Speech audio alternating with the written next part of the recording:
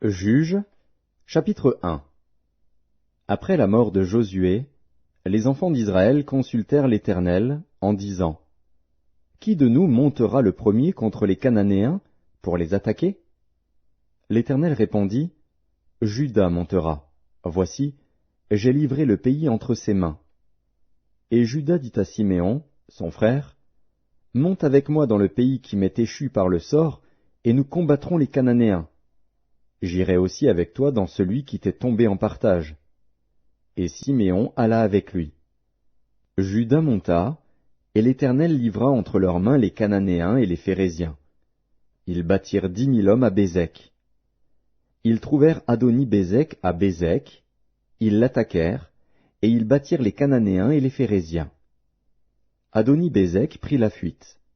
Mais ils le poursuivirent et le saisirent, et ils lui coupèrent les pouces des mains et des pieds. Adoni-Bézek dit: 70 rois, ayant les pouces des mains et des pieds coupés, ramassaient sous ma table. Dieu me rend ce que j'ai fait. On l'emmena à Jérusalem, et il y mourut. Les fils de Juda attaquèrent Jérusalem et la prirent, ils la frappèrent du tranchant de l'épée et mirent le feu à la ville. Les fils de Juda descendirent ensuite pour combattre les Cananéens qui habitaient la montagne, la contrée du Midi et la plaine. Juda marcha contre les Cananéens qui habitaient à Hébron, appelé autrefois Kirjat Arba.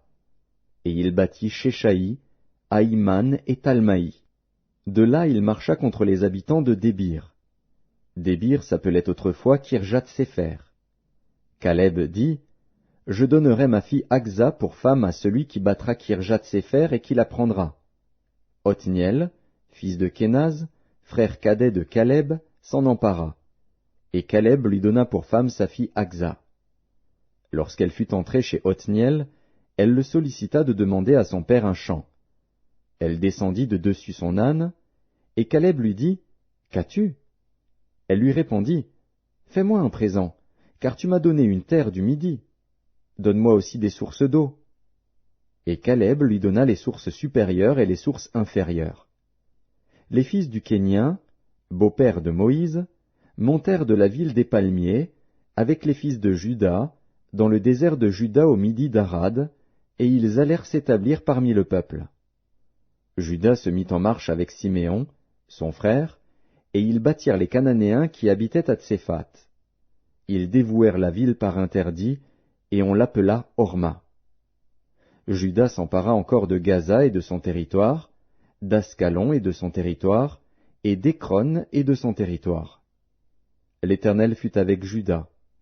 Et Juda se rendit maître de la montagne, mais il ne put chasser les habitants de la plaine, parce qu'ils avaient des chars de fer. On donna Hébron à Caleb, comme l'avait dit Moïse, et il en chassa les 3 fils d'Anak. Les fils de Benjamin ne chassèrent point les Jébusiens qui habitaient à Jérusalem, et les Jébusiens ont habité jusqu'à ce jour dans Jérusalem avec les fils de Benjamin.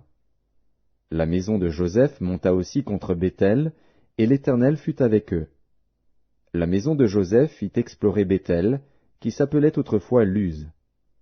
Les gardes virent un homme qui sortait de la ville, et ils lui dirent: Montre-nous par où nous pourrons entrer dans la ville, et nous te ferons grâce. Il leur montra par où ils pourraient entrer dans la ville. Et ils frappèrent la ville du tranchant de l'épée. Mais ils laissèrent aller cet homme et toute sa famille.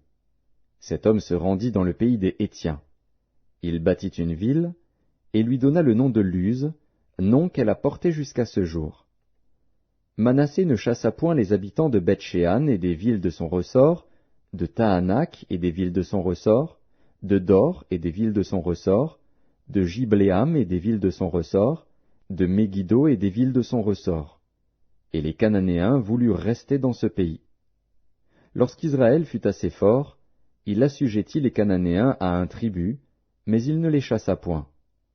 Éphraïm ne chassa point les Cananéens qui habitaient à Gézer, et les Cananéens habitèrent au milieu d'Éphraïm à Gézer. Zabulon ne chassa point les habitants de Kitron, ni les habitants de Nahalol. Et les Cananéens habitèrent au milieu de Zabulon, mais ils furent assujettis à un tribut.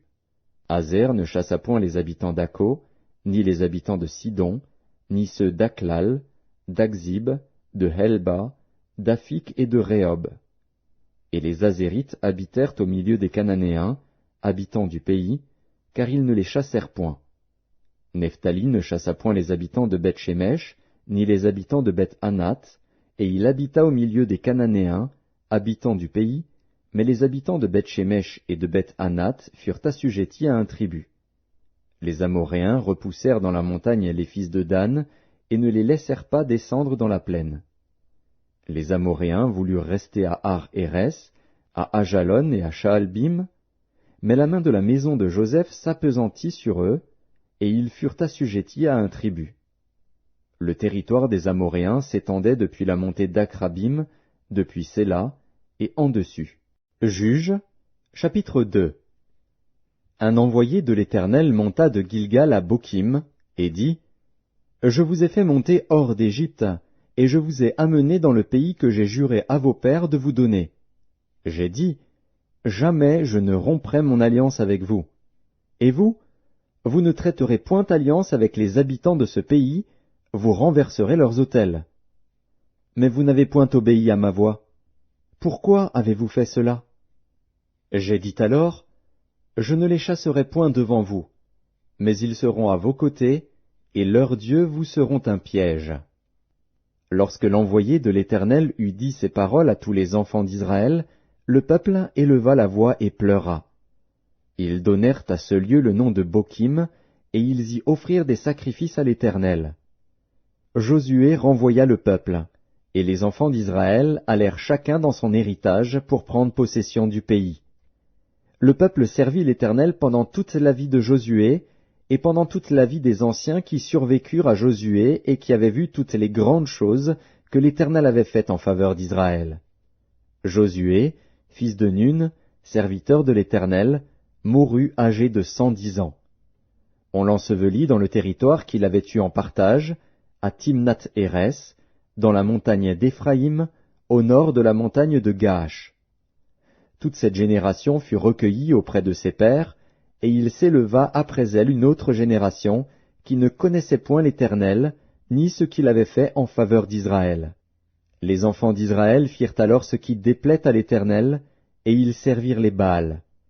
Ils abandonnèrent l'Éternel, le Dieu de leur père, qui les avait fait sortir du pays d'Égypte, et ils allèrent après d'autres dieux d'entre les dieux des peuples qui les entouraient. Ils se prosternèrent devant eux, et ils irritèrent l'Éternel. Ils abandonnèrent l'Éternel, et ils servirent Baal et les Astartés. La colère de l'Éternel s'enflamma contre Israël.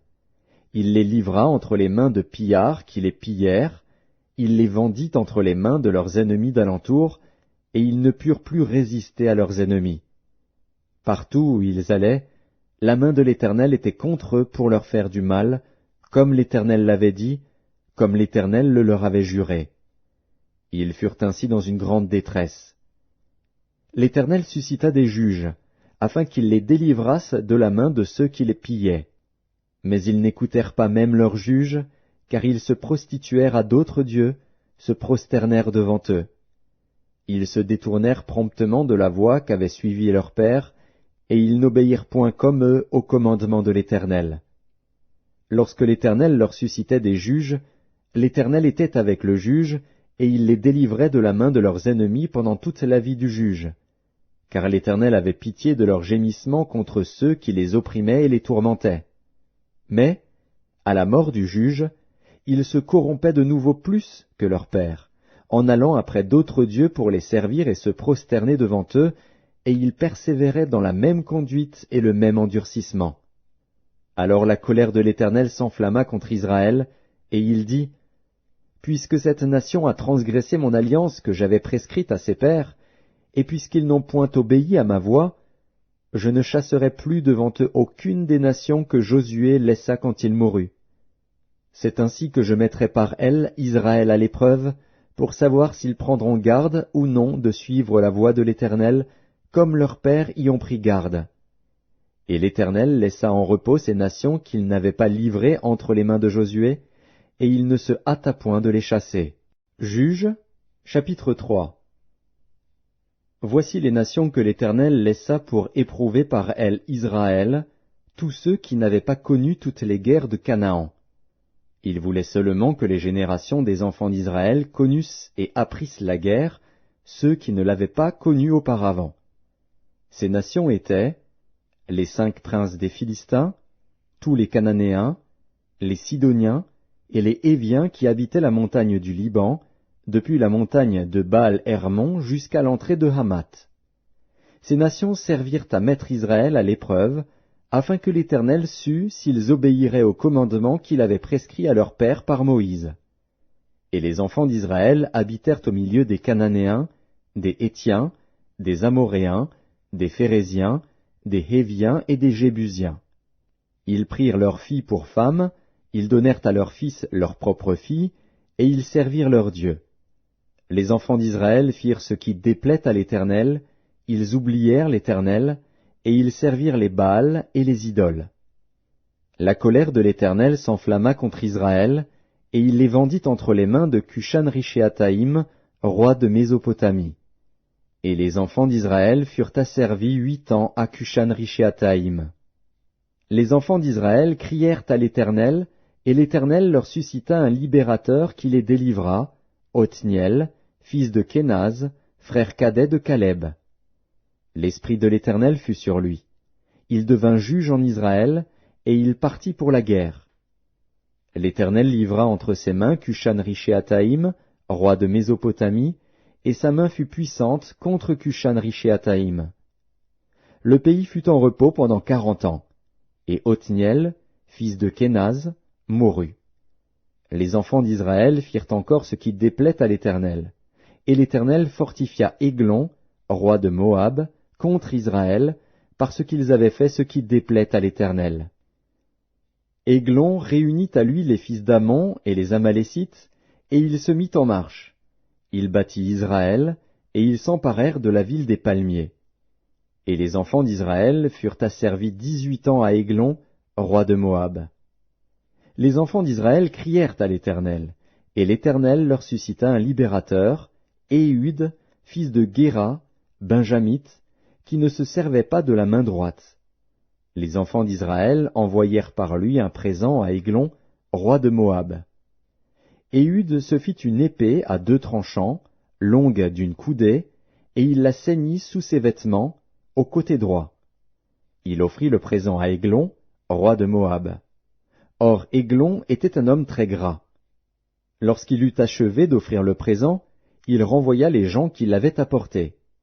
Il revint lui-même depuis les carrières près de Gilgal, et il dit, « Ô roi, j'ai quelque chose de secret à te dire. » Le roi dit, « Silence !» Et tous ceux qui étaient auprès de lui sortirent. Éhud l'aborda comme il était assis seul dans sa chambre d'été, et il dit, « J'ai une parole de Dieu pour toi. » Églon se leva de son siège. Alors Éhud avança la main gauche, tira l'épée de son côté droit, et la lui enfonça dans le ventre. La poignée même entra après la lame, et la graisse se referma autour de la lame, car il ne retira pas du ventre l'épée, qui sortit par derrière. Éhud sortit par le portique, ferma sur lui les portes de la chambre haute, et tira le verrou. Quand il fut sorti, les serviteurs du roi vinrent et regardèrent, et voici, les portes de la chambre haute étaient fermées au verrou. Ils dirent, « Sans doute il se couvre les pieds dans la chambre d'été. » Ils attendirent longtemps, et comme ils n'ouvraient pas les portes de la chambre haute, ils prirent la clé et ouvrirent, et voici, leur maître était mort, étendu par terre. Pendant leur délai, Éhud prit la fuite, dépassa les carrières, et se sauva à Seïra. Dès qu'il fut arrivé, il sonna de la trompette dans la montagne d'Éphraïm. Les enfants d'Israël descendirent avec lui de la montagne, et il se mit à leur tête. Il leur dit, « Suivez-moi, car l'Éternel a livré entre vos mains les Moabites, vos ennemis. » Ils descendirent après lui, s'emparèrent des gués du Jourdain vis-à-vis de Moab, et ne laissèrent passer personne. Ils battirent dans ce temps-là environ 10 000 hommes de Moab, tous robustes, tous vaillants, et pas un n'échappa. En ce jour, Moab fut humilié sous la main d'Israël, et le pays fut en repos pendant 80 ans. Après lui, il y eut Shamgar, fils d'Anath. il battit 600 hommes des Philistins avec un aiguillon à bœuf. Et lui aussi fut un libérateur d'Israël. Juges, chapitre 4. Les enfants d'Israël firent encore ce qui déplaît à l'Éternel, après qu'Éhud fut mort. Et l'Éternel les vendit entre les mains de Jabin, roi de Canaan, qui régnait à Hatsor. Le chef de son armée était Sisera, et habitait à Haroshet-Goïm. Les enfants d'Israël crièrent à l'Éternel, car Jabin avait 900 chars de fer, et il opprimait avec violence les enfants d'Israël depuis 20 ans. Dans ce temps-là, Déborah, prophétesse, femme de Lapidoth, était juge en Israël. Elle siégeait sous le palmier de Déborah, entre Rama et Béthel, dans la montagne d'Éphraïm. Et les enfants d'Israël montaient vers elle pour être jugés.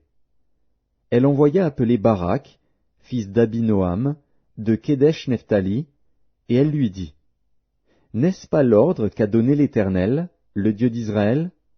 Va, dirige-toi sur le mont Tabor, et prends avec toi 10 000 hommes des enfants de Nephtali et des enfants de Zabulon. J'attirerai vers toi, au torrent de Kison, Sisera, chef de l'armée de Jabin, avec ses chars et ses troupes, et je le livrerai entre tes mains. » Barak lui dit, « Si tu viens avec moi, j'irai, mais si tu ne viens pas avec moi, je n'irai pas. » Elle répondit, « J'irai bien avec toi, mais tu n'auras point de gloire sur la voie où tu marches, car l'Éternel livrera Sisera entre les mains d'une femme. » Et Déborah se leva, et elle se rendit avec Barak à Kédesh.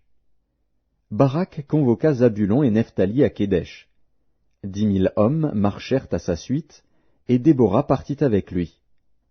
Héber, le Kénien, s'était séparé des Kéniens, des fils de Hobab, beau-père de Moïse, et il avait dressé sa tente jusqu'aux chênes de Tsahanaïm, près de Kédesh. On informa Sisera que Barak, fils d'Abinoam, s'était dirigé sur le mont Tabor. Et, depuis Haroshet-Goïm, Sisera rassembla vers le torrent de Kison tous ses chars, 900 chars de fer, et tout le peuple qui était avec lui. Alors Déborah dit à Barak, « Lève-toi, car voici le jour où l'Éternel livre à Sisera entre tes mains. L'Éternel ne marche-t-il pas devant toi? » Et Barak descendit du mont Tabor, ayant 10 000 hommes à sa suite. L'Éternel mit en déroute devant Barak, par le tranchant de l'épée, Sisera, tous ses chars et tout le camp. Sisera descendit de son char et s'enfuit à pied. Barak poursuivit les chars et l'armée jusqu'à Haroshet-Goïm, et toute l'armée de Sisera tomba sous le tranchant de l'épée, sans qu'il en restât un seul homme. Sisera se réfugia à pied dans la tente de Jaël, femme de Héber, le Kénien, car il y avait paix entre Jabin, roi de Hatsor, et la maison de Héber, le Kénien. Jaël sortit au-devant de Sisera et lui dit, « Entre, mon seigneur, entre chez moi, ne crains point. » Il entra chez elle dans la tente, et elle le cacha sous une couverture. Il lui dit, « Donne-moi, je te prie, un peu d'eau à boire, car j'ai soif. » Elle ouvrit l'outre du lait, lui donna à boire, et le couvrit. Il lui dit encore, « Tiens-toi à l'entrée de la tente, et si l'on vient t'interroger en disant, « Y a-t-il ici quelqu'un ?»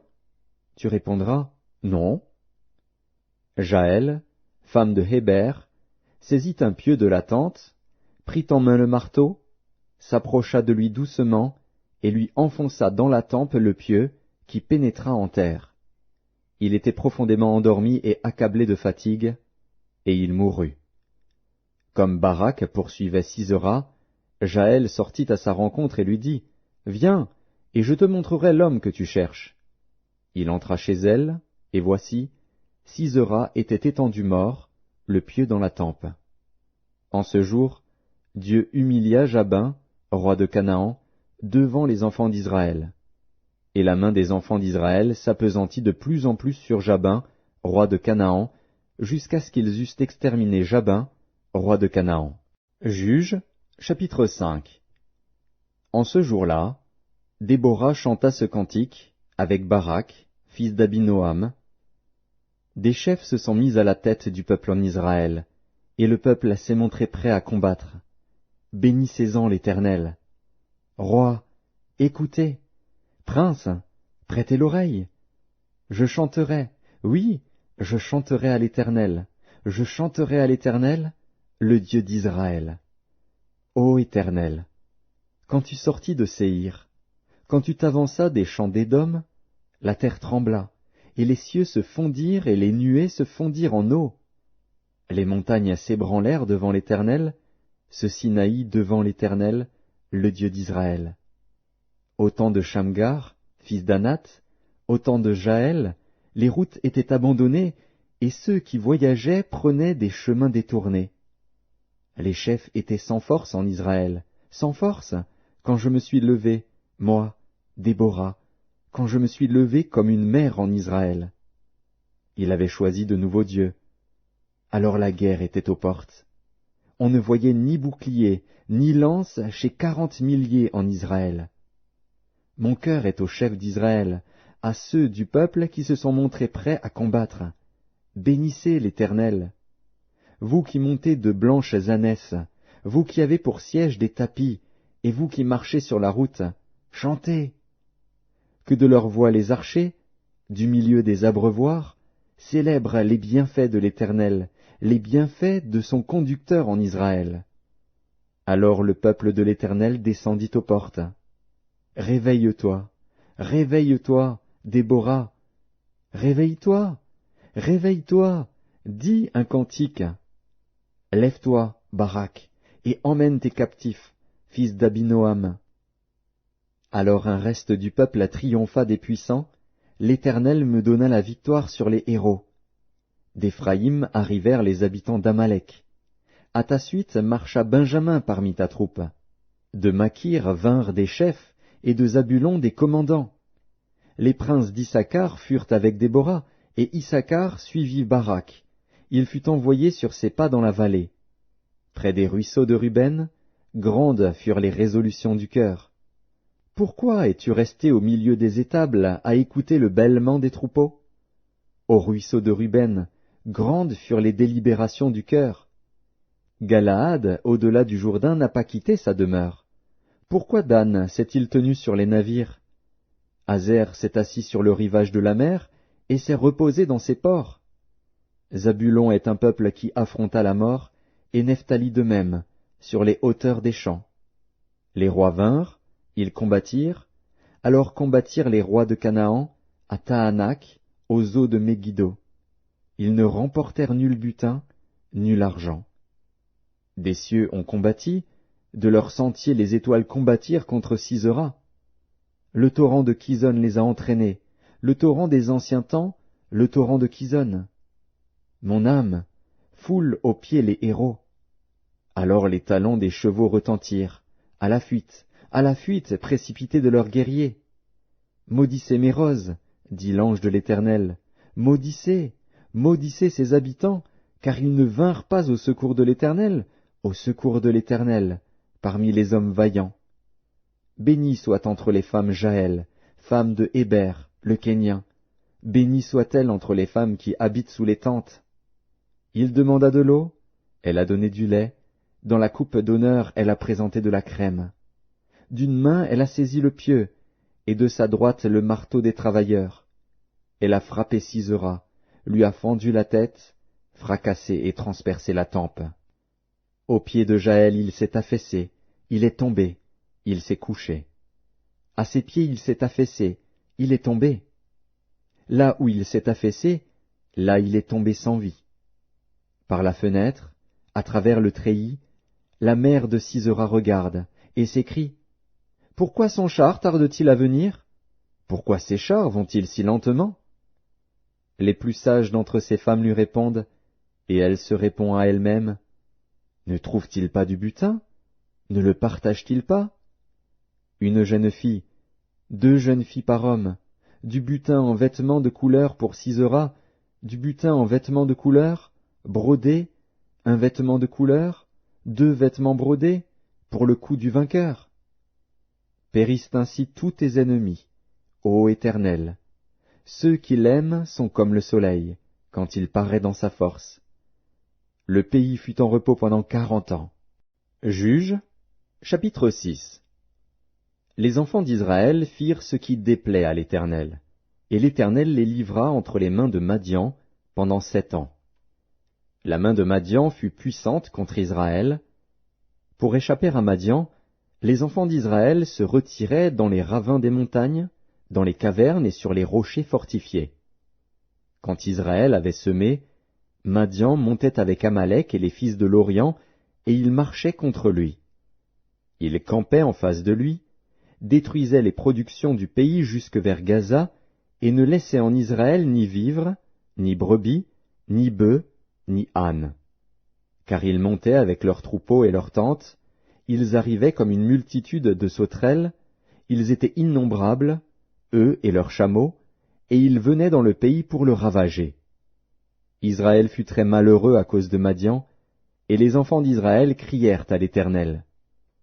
Lorsque les enfants d'Israël crièrent à l'Éternel au sujet de Madian, l'Éternel envoya un prophète aux enfants d'Israël. Il leur dit, « Ainsi parle l'Éternel, le Dieu d'Israël. Je vous ai fait monter d'Égypte, et je vous ai fait sortir de la maison de servitude. Je vous ai délivrés de la main des Égyptiens et de la main de tous ceux qui vous opprimaient. Je les ai chassés devant vous, et je vous ai donné leur pays. Je vous ai dit, je suis l'Éternel, votre Dieu. Vous ne craindrez point les dieux des Amoréens, dans le pays desquels vous habitez. Mais vous n'avez point écouté ma voix. Puis vint l'ange de l'Éternel, et il s'assit sous le térébinthe d'Ophra, qui appartenait à Joas, de la famille d'Abiézer. Gédéon, son fils, battait du froment au pressoir, pour le mettre à l'abri de Madian. L'ange de l'Éternel lui apparut, et lui dit, « L'Éternel est avec toi, vaillant héros. » Gédéon lui dit, « Ah, mon Seigneur, si l'Éternel est avec nous, pourquoi toutes ces choses nous sont-elles arrivées? Et où sont tous ces prodiges que nos pères nous racontent, quand ils disent, « L'Éternel ne nous a-t-il pas fait monter hors d'Égypte? » Maintenant l'Éternel nous abandonne, et il nous livre entre les mains de Madian. L'Éternel se tourna vers lui, et dit, « Va avec cette force que tu as, et délivre Israël de la main de Madian. N'est-ce pas moi qui t'envoie? » Gédéon lui dit, « Ah, mon Seigneur, avec quoi délivrerai-je Israël? Voici, ma famille est la plus pauvre en Manassé, et je suis le plus petit dans la maison de mon père. » L'Éternel lui dit, « Mais je serai avec toi, et tu battras Madian comme un seul homme. » Gédéon lui dit, « Si j'ai trouvé grâce à tes yeux, donne-moi un signe pour montrer que c'est toi qui me parles.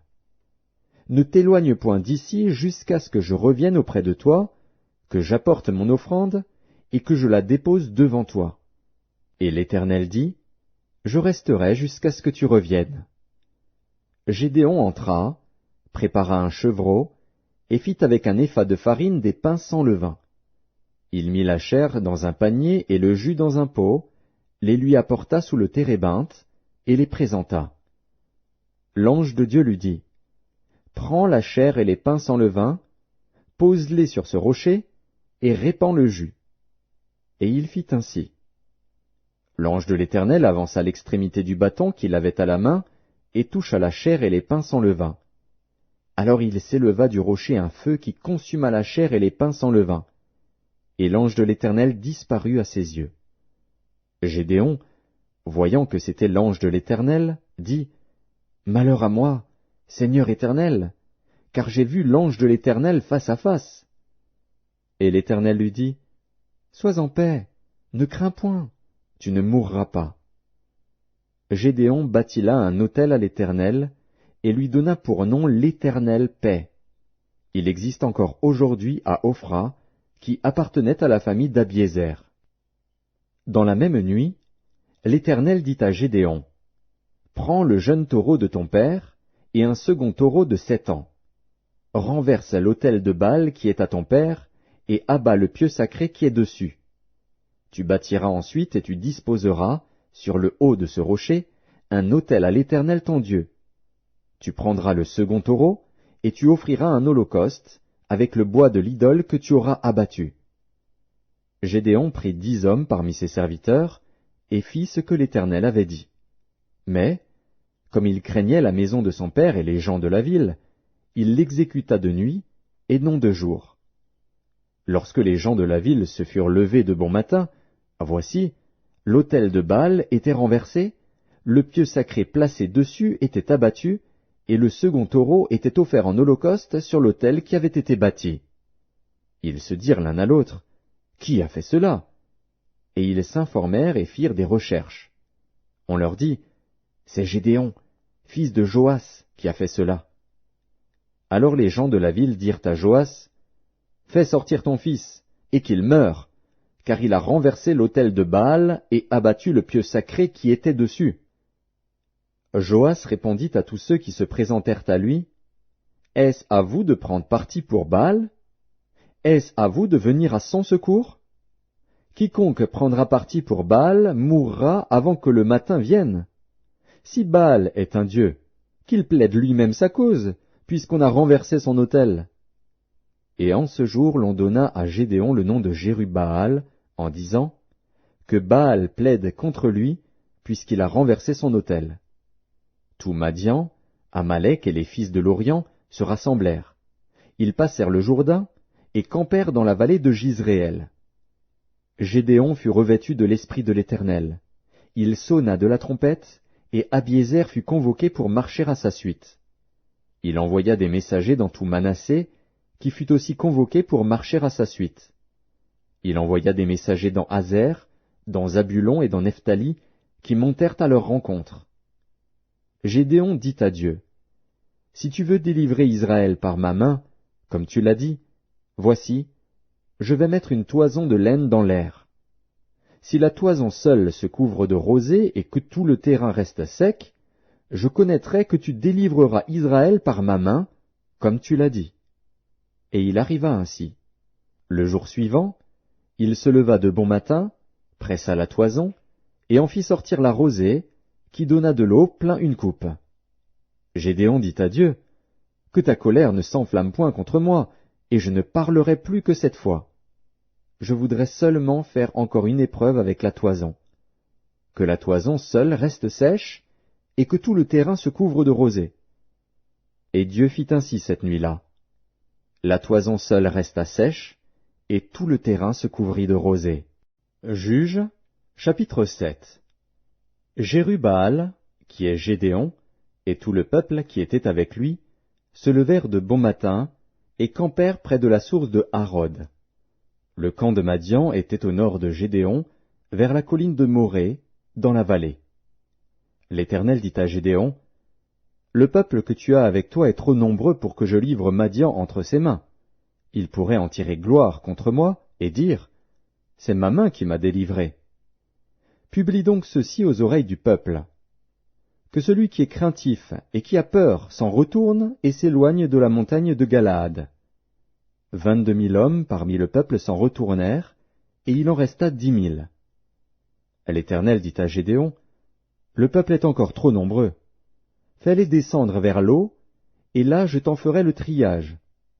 Celui dont je te dirai, que celui-ci aille avec toi, ira avec toi.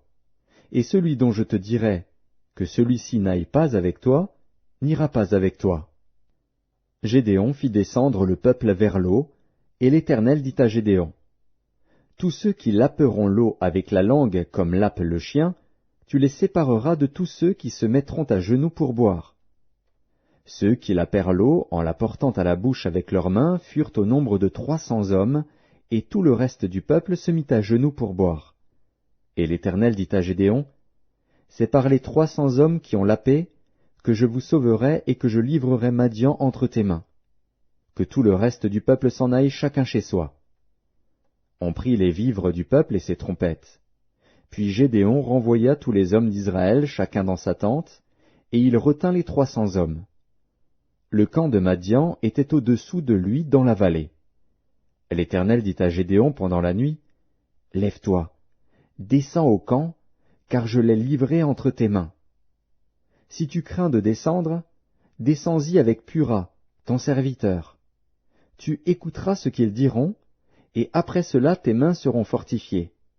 Descends donc au camp. » Il descendit avec Pura, son serviteur, jusqu'aux avant-postes du camp. Madian, Amalek et tous les fils de l'Orient étaient répandus dans la vallée comme une multitude de sauterelles, et leurs chameaux étaient innombrables comme le sable qui est sur le bord de la mer. Gédéon arriva, et voici, un homme racontait à son camarade un songe. Il disait, « J'ai eu un songe. » Et voici, un gâteau de pain d'orge roulait dans le camp de Madian. Il est venu heurter jusqu'à la tente, et elle est tombée.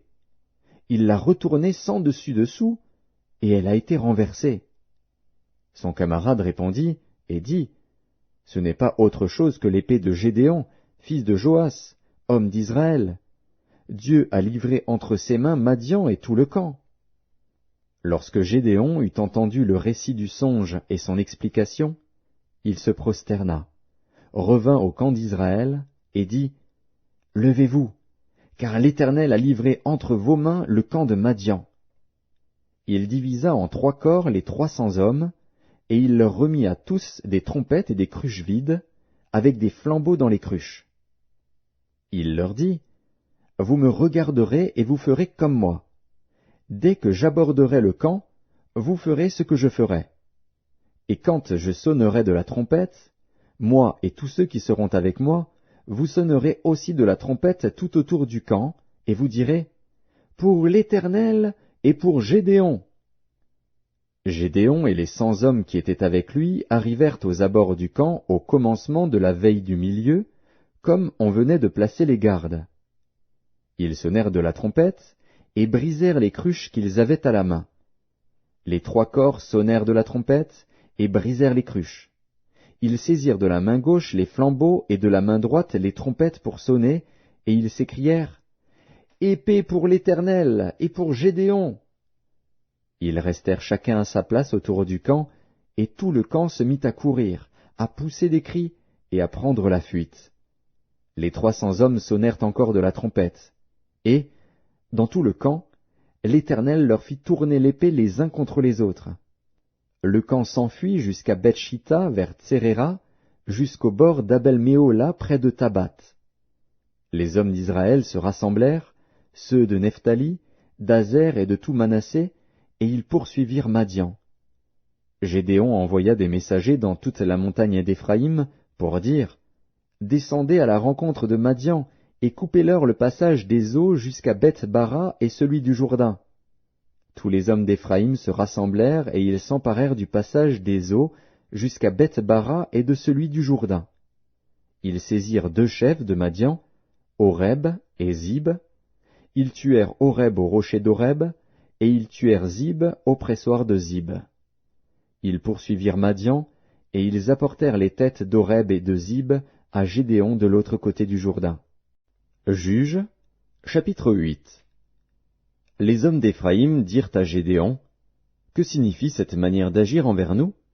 Pourquoi ne pas nous avoir rappelés quand tu es allé combattre Madian ?» Et ils eurent avec lui une violente querelle. Gédéon leur répondit, « Qu'ai-je fait en comparaison de vous? Le grappillage d'Éphraïm ne vaut-il pas mieux que la vendange d'Abiézer? C'est entre vos mains que Dieu a livré les chefs de Madian, Oreb et Zib. Qu'ai-je donc pu faire en comparaison de vous? » Lorsqu'il eut ainsi parlé, leur colère contre lui s'apaisa. Gédéon arriva au Jourdain, et il le passa, lui et les 300 hommes qui étaient avec lui, fatigués, mais poursuivant toujours.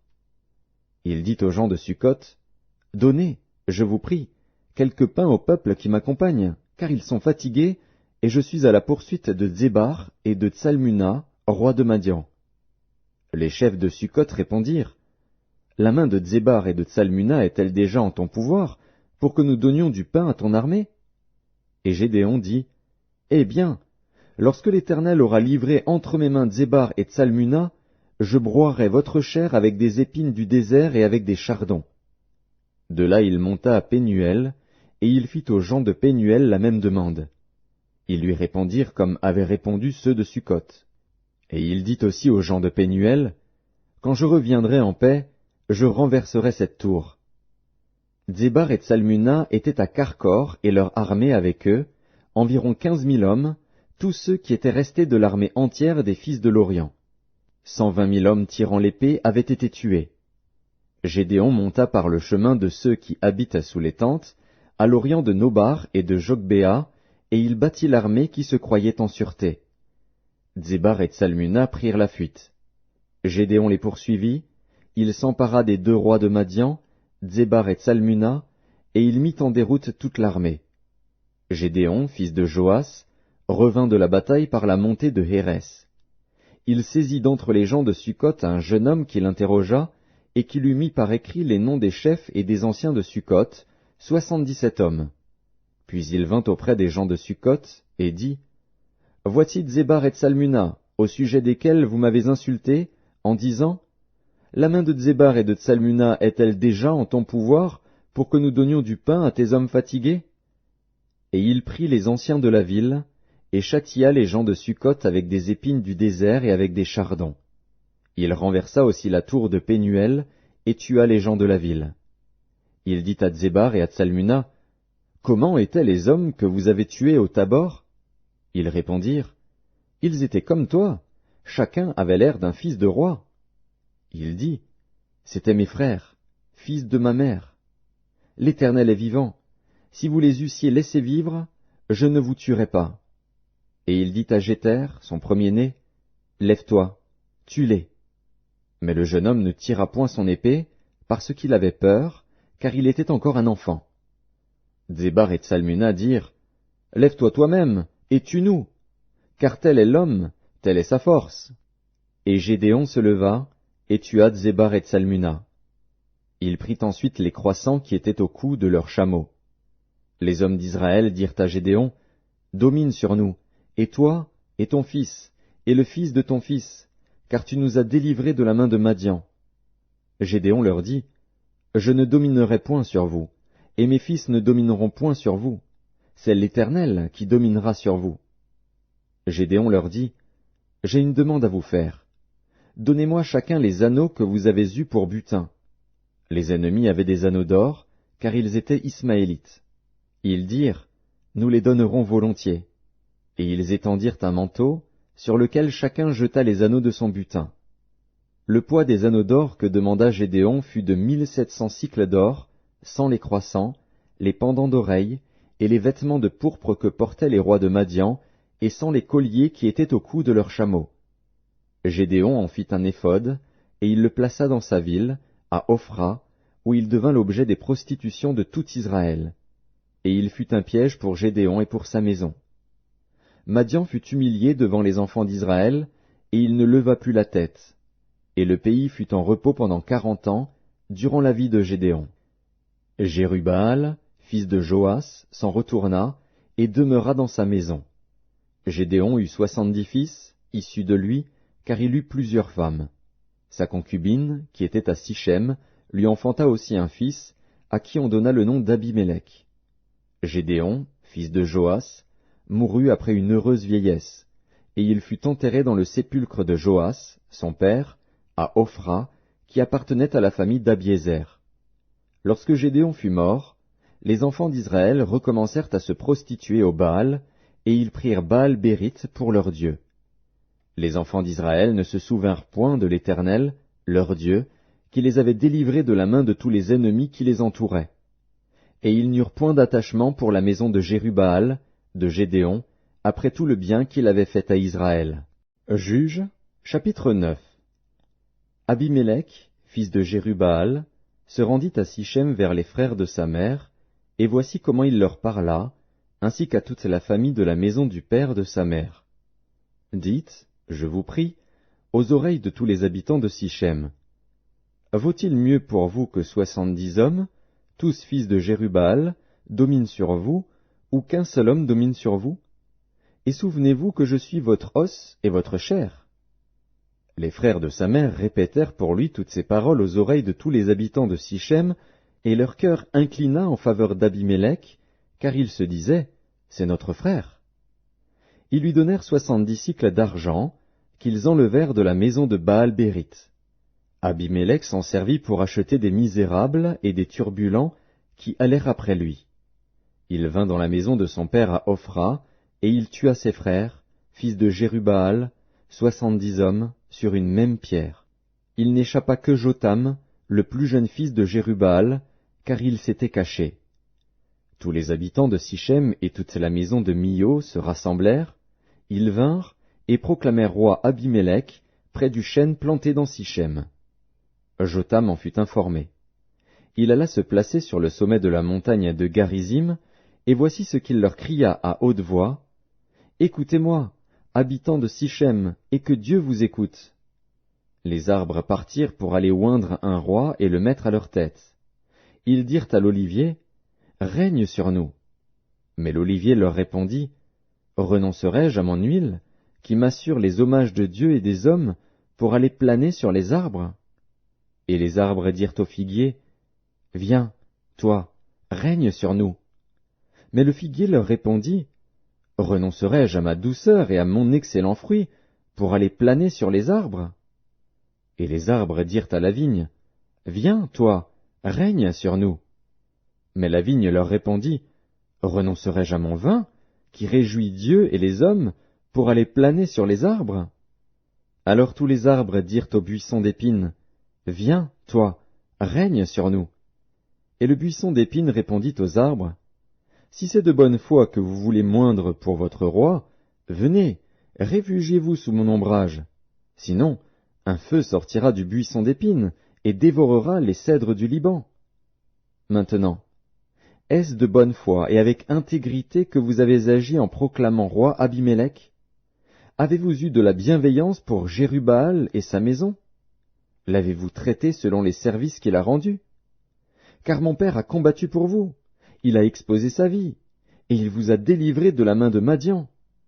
Et vous, vous vous êtes levé contre la maison de mon père, vous avez tué ses fils, 70 hommes, sur une même pierre, et vous avez proclamé roi sur les habitants de Sichem Abimélec, fils de sa servante, parce qu'il est votre frère.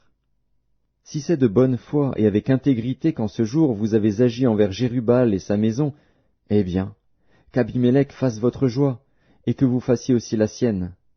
Sinon, qu'un feu sorte d'Abimélec et dévore les habitants de Sichem et la maison de Milo, et qu'un feu sorte des habitants de Sichem et de la maison de Milo et dévore Abimélec. » Jotham se retira et prit la fuite.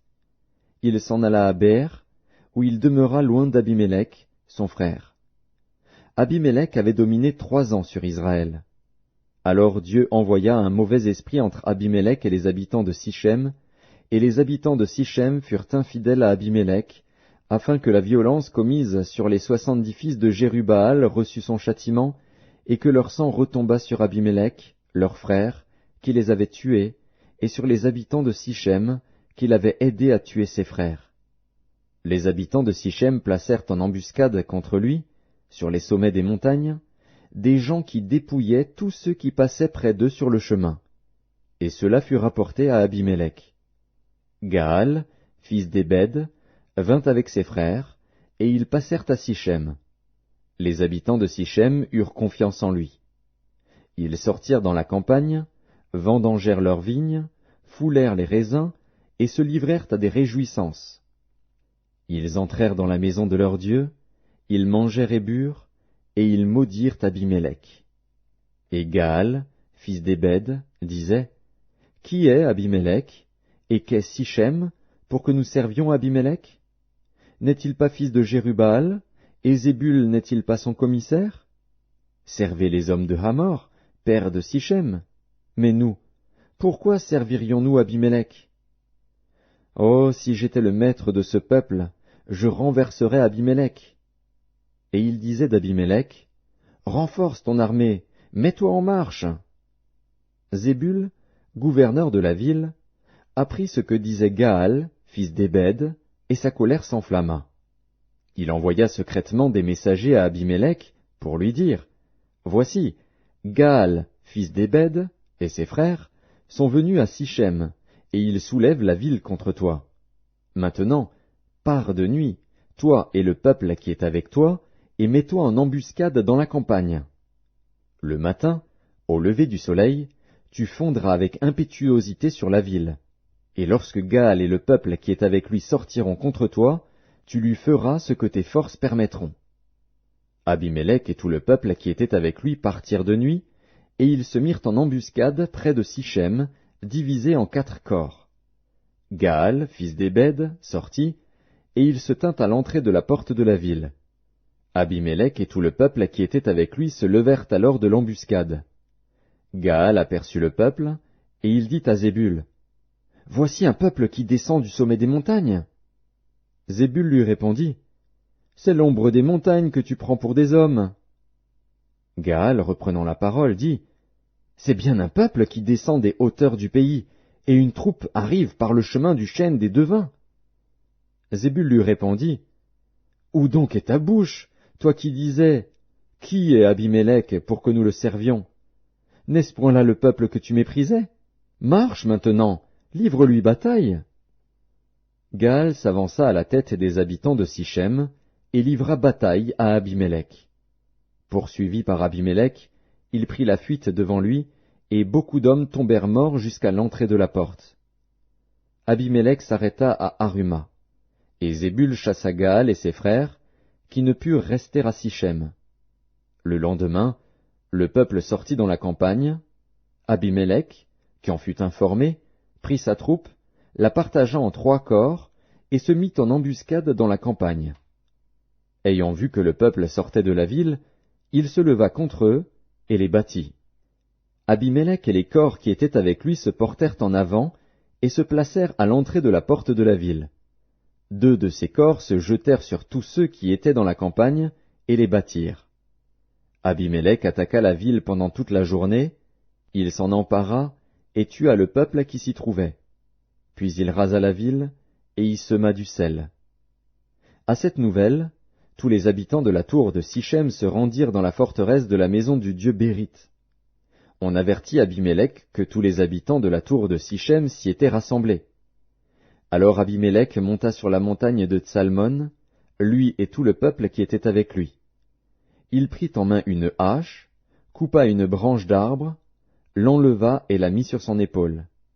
Ensuite il dit au peuple qui était avec lui, « Vous avez vu ce que j'ai fait? Hâtez-vous de faire comme moi. » Et ils coupèrent chacun une branche, et suivirent Abimélec. Ils placèrent les branches contre la forteresse, et l'incendièrent avec ceux qui y étaient. Ainsi périrent tous les gens de la tour de Sichem, au nombre d'environ 1000, hommes et femmes. Abimélec marcha contre Thébets. Il assiégea Thébets, et s'en empara. Il y avait au milieu de la ville une forte tour, où se réfugièrent tous les habitants de la ville, hommes et femmes. Ils fermèrent sur eux, et montèrent sur le toit de la tour. Abimélec parvint jusqu'à la tour. Il l'attaqua, et s'approcha de la porte pour y mettre le feu. Alors une femme lança sur la tête d'Abimélec un morceau de meule de moulin, et lui brisa le crâne. Aussitôt il appela le jeune homme qui portait ses armes, et lui dit, « Tire ton épée, et donne-moi la mort, de peur qu'on ne dise de moi, c'est une femme qui l'a tué. » Le jeune homme le perça, et il mourut. Quand les hommes d'Israël virent qu'Abimélec était mort, ils s'en allèrent chacun chez soi. Ainsi Dieu fit retomber sur Abimélec le mal qu'il avait fait à son père, en tuant ses 70 frères, et Dieu fit retomber sur la tête des gens de Sichem tout le mal qu'ils avaient fait. Ainsi s'accomplit sur eux la malédiction de Jotham, fils de Jérubbaal. Juges, chapitre 10. Après Abimélec, Tola, fils de Pua, fils de Dodo, homme d'Issachar, se leva pour délivrer Israël.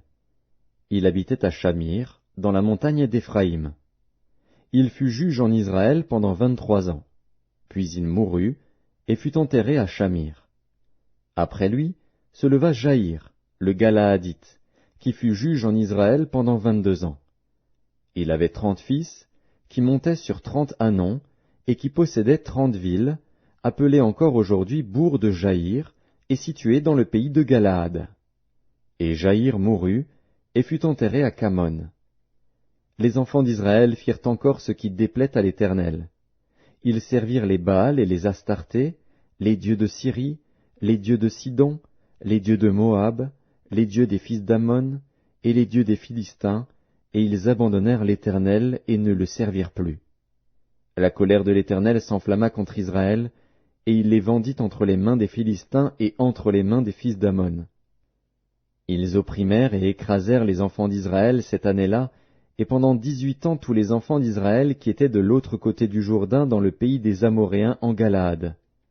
Les fils d'Amon passèrent le Jourdain pour combattre aussi contre Juda, contre Benjamin et contre la maison d'Éphraïm. Et Israël fut dans une grande détresse. Les enfants d'Israël crièrent à l'Éternel, en disant, « Nous avons péché contre toi, car nous avons abandonné notre Dieu et nous avons servi les Baals. » L'Éternel dit aux enfants d'Israël, « Ne vous ai-je pas délivré des Égyptiens, des Amoréens, des fils d'Amon, des Philistins? Et lorsque les Sidoniens, Amalek et Maon vous opprimèrent, et que vous criâtes à moi, ne vous ai-je pas délivré de leurs mains? Mais vous m'avez abandonné, et vous avez servi d'autres dieux. C'est pourquoi je ne vous délivrerai plus.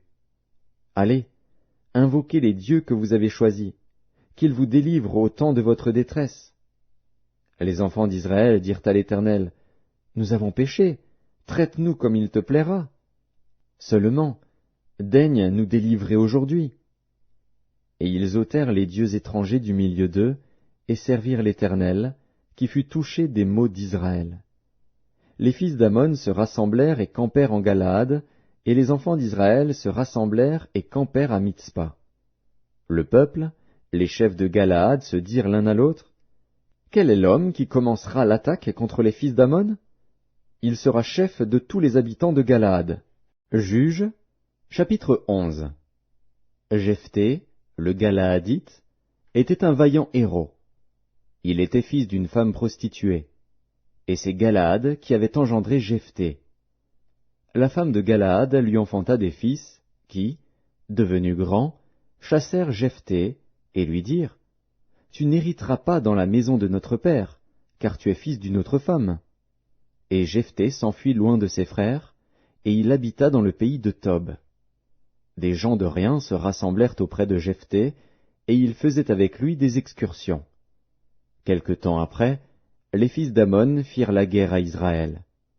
Et comme les fils d'Amon faisaient la guerre à Israël, les anciens de Galaad allèrent chercher Jephthé au pays de Tob. Ils dirent à Jephthé, « Viens, tu seras notre chef, et nous combattrons les fils d'Amon. » Jephthé répondit aux anciens de Galaad, « N'avez-vous pas eu de la haine pour moi, et ne m'avez-vous pas chassé de la maison de mon père?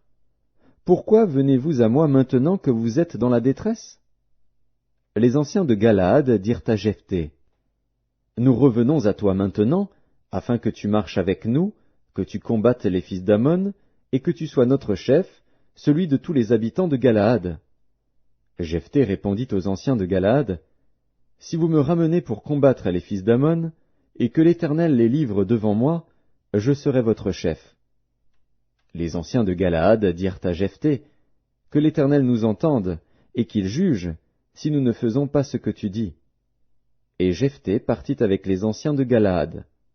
Le peuple le mit à sa tête et l'établit comme chef, et Jephthé répéta devant l'Éternel, à Mitzpa, toutes les paroles qu'il avait prononcées. Jephthé envoya des messagers au roi des fils d'Amon pour lui dire, « Qu'y a-t-il entre moi et toi, que tu viennes contre moi pour faire la guerre à mon pays? » Le roi des fils d'Amon répondit aux messagers de Jephthé, « C'est qu'Israël, quand il est monté d'Égypte, s'est emparé de mon pays, depuis l'Arnon jusqu'au Jabbok et au Jourdain. Rends-le maintenant de bon gré. » Jephthé envoya de nouveau des messagers au roi des fils d'Amon, pour lui dire, « Ainsi parle Jephthé. Israël ne s'est point emparé du pays de Moab, ni du pays des fils d'Amon. Car lorsqu'Israël est monté d'Égypte, il a marché dans le désert jusqu'à la mer Rouge, et il est arrivé à Kadès. Alors Israël envoya des messagers au roi d'Édom, pour lui dire, « Laisse-moi passer par ton pays. » Mais le roi d'Édom n'y consentit pas. Il en envoya aussi au roi de Moab, qui refusa. Et Israël resta à Kadès. Puis il marcha par le désert, tourna le pays d'Édom et le pays de Moab, et vint à l'orient du pays de Moab. Ils campèrent au-delà de l'Arnon, sans entrer sur le territoire de Moab, car l'Arnon est la frontière de Moab. Israël envoya des messagers à Sion, roi des Amoréens, roi de Hesbon, et Israël lui dit, « Laisse-nous passer par ton pays jusqu'au lieu où nous allons. » Mais Sion n'eut pas assez confiance en Israël pour le laisser passer sur son territoire. Il rassembla tout son peuple, campa à Jahath, et combattit Israël. L'Éternel, le Dieu d'Israël, livra Sion et tout son peuple entre les mains d'Israël, qui les battit. Israël s'empara de tout le pays des Amoréens établis dans cette contrée.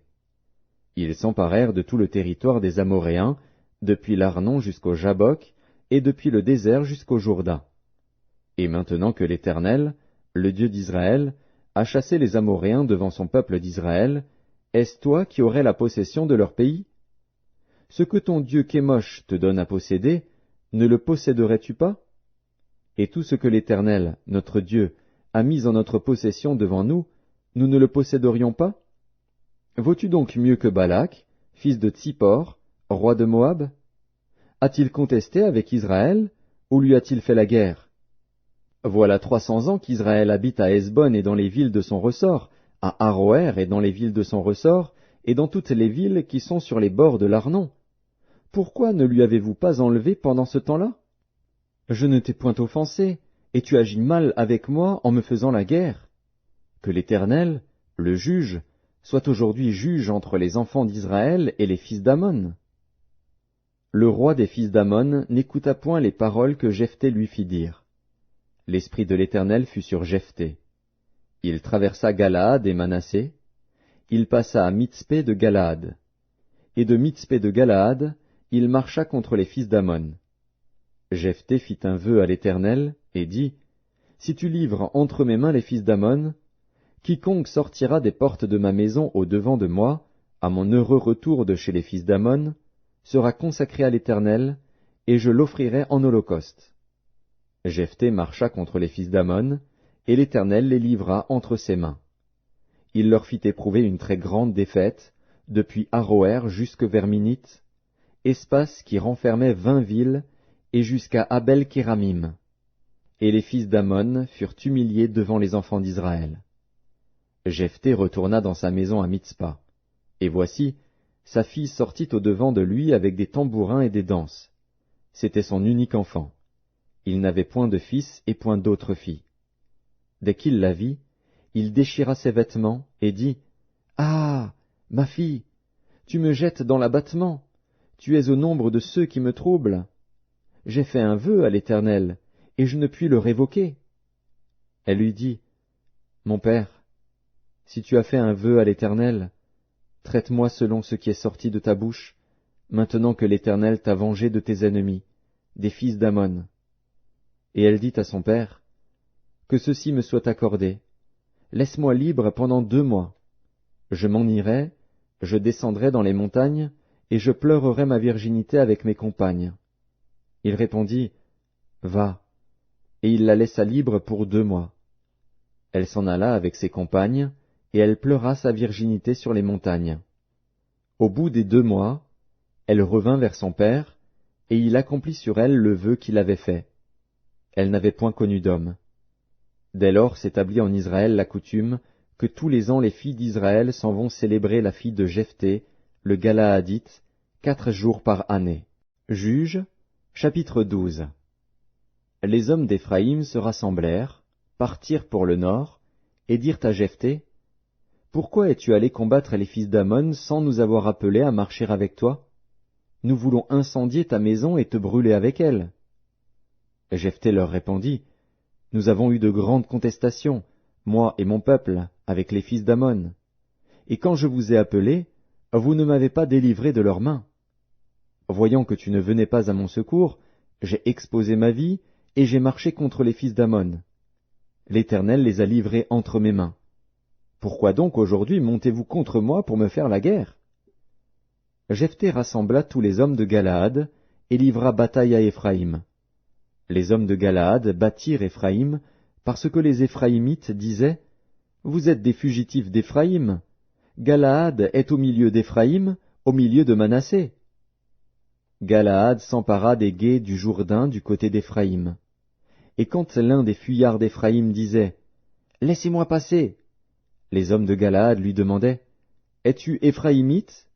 Il répondait, Non. Il lui disait alors, Eh bien, dis Shiboleth.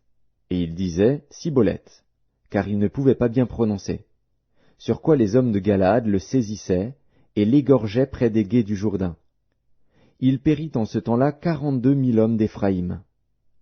Jephthé fut juge en Israël pendant 6 ans, puis Jephthé, le Galaadite, mourut, et fut enterré dans l'une des villes de Galaad. Après lui, Ibtsan de Bethléem fut juge en Israël. Il eut 30 fils, il maria 30 filles au dehors, et il fit venir pour ses fils 30 filles du dehors. Il fut juge en Israël pendant 7 ans. Puis Ibtsan mourut, et fut enterré à Bethléem. Après lui, Élon de Zabulon fut juge en Israël. Il fut juge en Israël pendant 10 ans. Puis Élon de Zabulon mourut, et fut enterré à Ajalon, dans le pays de Zabulon. Après lui, Abdon, fils d'Hillel, le Piratonite, fut juge en Israël. Il eut 40 fils et 30 petits-fils, qui montaient sur 70 ânons. Il fut juge en Israël pendant 8 ans. Puis Abdon, fils d'Hillel, le Piratonite, mourut, et fut enterré à Piraton, dans le pays d'Éphraïm, sur la montagne des Amalécites. Juges, chapitre 13. Les enfants d'Israël firent encore ce qui déplaît à l'Éternel, et l'Éternel les livra entre les mains des Philistins pendant 40 ans. Il y avait un homme de Tsoréa, de la famille des Danites, et qui s'appelait Manoach. Sa femme était stérile, et n'enfantait pas.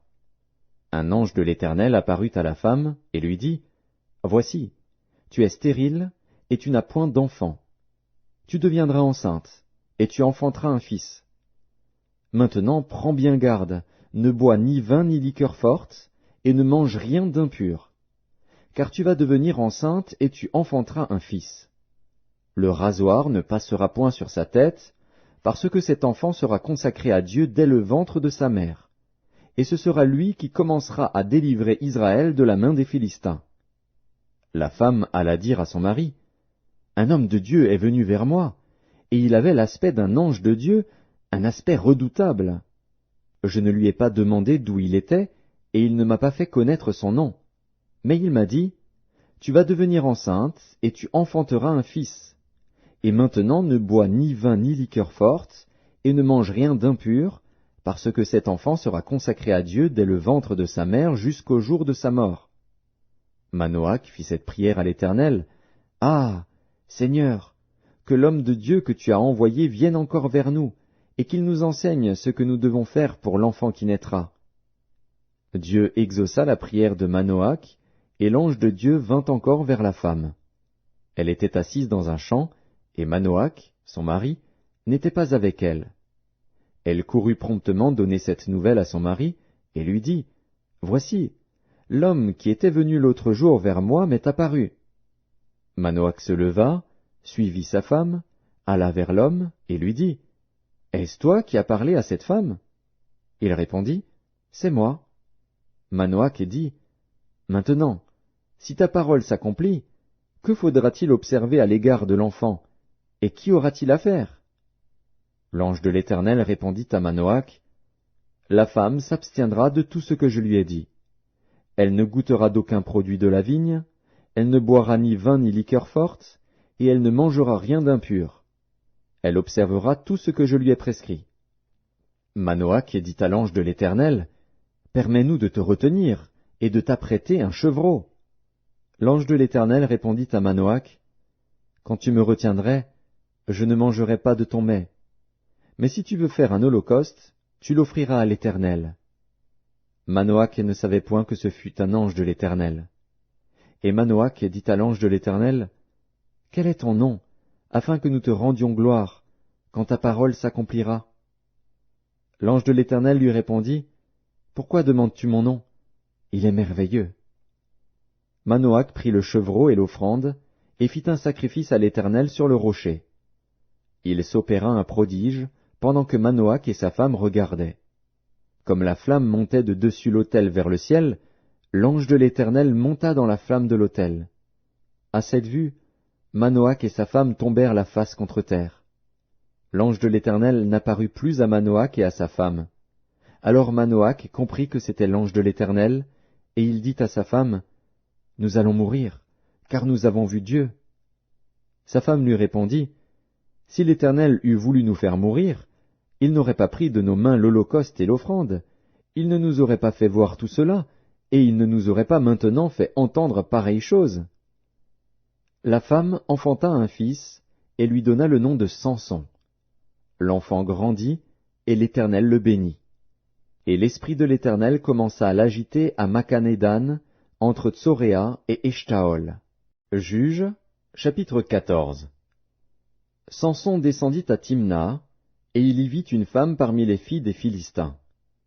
Lorsqu'il fut remonté, il le déclara à son père et à sa mère, et dit, « J'ai vu à Timna une femme parmi les filles des Philistins.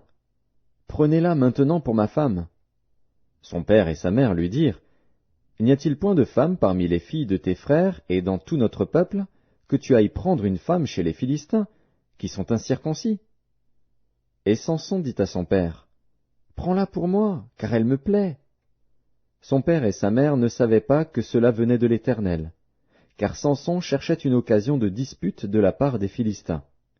En ce temps-là, les Philistins dominaient sur Israël. Samson descendit avec son père et sa mère à Timna. Lorsqu'ils arrivèrent aux vignes de Timna, voici, un jeune lion rugissant vint à sa rencontre. L'Esprit de l'Éternel saisit Samson, et, sans avoir rien à la main, Samson déchira le lion comme on déchire un chevreau. Il ne dit point à son père et à sa mère ce qu'il avait fait. Il descendit et parla à la femme, et elle lui plut. Quelque temps après, il se rendit de nouveau à Timna pour la prendre, et se détourna pour voir le cadavre du lion. Et voici, il y avait un essaim d'abeilles et du miel dans le corps du lion. Il prit entre ses mains le miel, dont il mangea pendant la route. Et lorsqu'il fut arrivé près de son père et de sa mère, il leur en donna, et ils en mangèrent. Mais il ne leur dit pas qu'il avait pris ce miel dans le corps du lion. Le père de Samson descendit chez la femme. Et là, Samson fit un festin, car c'était la coutume des jeunes gens. Dès qu'on le vit, on invita 30 compagnons qui se tinrent avec lui. Samson leur dit, « Je vais vous proposer une énigme. Si vous me l'expliquez pendant les 7 jours du festin, et si vous la découvrez, je vous donnerai 30 chemises et 30 vêtements de rechange. Mais si vous ne pouvez pas me l'expliquer, ce sera vous qui me donnerez 30 chemises et 30 vêtements de rechange. » Ils lui dirent, « Propose ton énigme, et nous l'écouterons. » Et il leur dit, « De celui qui mange est sorti ce qui se mange, et du fort est sorti le doux. » Pendant 3 jours, ils ne purent expliquer l'énigme. Le 7e jour, ils dirent à la femme de Samson, « Persuade à ton mari de nous expliquer l'énigme, sinon nous te brûlerons, toi et la maison de ton père. C'est pour nous dépouiller que vous nous avez invités, n'est-ce pas? » La femme de Samson pleurait auprès de lui, et disait, « Tu n'as pour moi que de la haine, et tu ne m'aimes pas. Tu as proposé une énigme aux enfants de mon peuple, et tu ne me l'as point expliquée. » Et il lui répondait, « Je ne l'ai expliquée ni à mon père ni à ma mère. Est-ce à toi que je l'expliquerai? » Elle pleura auprès de lui pendant les 7 jours que dura leur festin, et le 7e jour, il la lui expliqua, car elle le tourmentait. Et elle donna l'explication de l'énigme aux enfants de son peuple. Les gens de la ville dirent à Samson le 7e jour, avant le coucher du soleil, « Quoi de plus doux que le miel, et quoi de plus fort que le lion? » Et il leur dit, « Si vous n'aviez pas labouré avec ma génisse, vous n'auriez pas découvert mon énigme. » L'Esprit de l'Éternel le saisit, et il descendit à Ascalon. Il y tua 30 hommes, prit leurs dépouilles, et donna les vêtements de rechange à ceux qui avaient expliqué l'énigme. Il était enflammé de colère, et il monta à la maison de son père. Sa femme fut donnée à l'un de ses compagnons, avec lequel il était lié. Juges, chapitre 15. Quelque temps après, à l'époque de la moisson des blés, Samson alla voir sa femme, et lui porta un chevreau. Il dit, « Je veux entrer vers ma femme dans sa chambre. » Mais le père de sa femme ne lui permit pas d'entrer. « J'ai pensé, dit-il, que tu avais pour elle de la haine, et je l'ai donnée à ton compagnon. Est-ce que sa jeune sœur n'est pas plus belle qu'elle? Prends-la donc à sa place. » Samson leur dit, « Cette fois je ne serai pas coupable envers les Philistins, si je leur fais du mal. Samson s'en alla, il attrapa 300 renards, et prit des flambeaux. Puis il tourna queue contre queue, et mit un flambeau entre deux queues, au milieu. Il alluma les flambeaux, lâcha les renards dans les blés des Philistins, et embrasa les tas de gerbes, le blé sur pied, et jusqu'aux plantations d'oliviers. Les Philistins dirent, « Qui a fait cela ?» On répondit, « Samson, le gendre du Timnien, parce que celui-ci lui a pris sa femme et l'a donnée à son compagnon. » Et les Philistins montèrent, et ils la brûlèrent, elle et son père. Samson leur dit, « Est-ce ainsi que vous agissez? Je ne cesserai qu'après m'être vengé de vous. » Il les battit rudement, dos et ventre. Puis il descendit et se retira dans la caverne du rocher d'Étam. Alors les Philistins se mirent en marche, campèrent en Juda, et s'étendirent jusqu'à Léchi.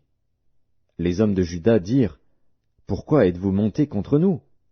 Ils répondirent, « Nous sommes montés pour lier Samson, afin de le traiter comme il nous a traités. » Sur quoi 3000 hommes de Juda descendirent à la caverne du rocher d'Étam, et dirent à Samson, « Ne sais-tu pas que les Philistins dominent sur nous? Que nous as-tu donc fait ?» Il leur répondit, « Je les ai traités comme ils m'ont traité. » Ils lui dirent, « Nous sommes descendus pour te lier, afin de te livrer entre les mains des Philistins. » Samson leur dit, « Jurez-moi que vous ne me tuerez pas. » Ils lui répondirent, « Non, nous voulons seulement te lier et te livrer entre leurs mains, mais nous ne te ferons pas mourir. » Et ils le lièrent avec 2 cordes neuves, et le firent sortir du rocher. Lorsqu'il arriva à Léchi, les Philistins poussèrent des cris à sa rencontre. Alors l'Esprit de l'Éternel le saisit. Les cordes qu'il avait au bras devinrent comme du lin brûlé par le feu, et ses liens tombèrent de ses mains. Il trouva une mâchoire d'âne fraîche, il étendit sa main pour la prendre, et il en tua 1000 hommes.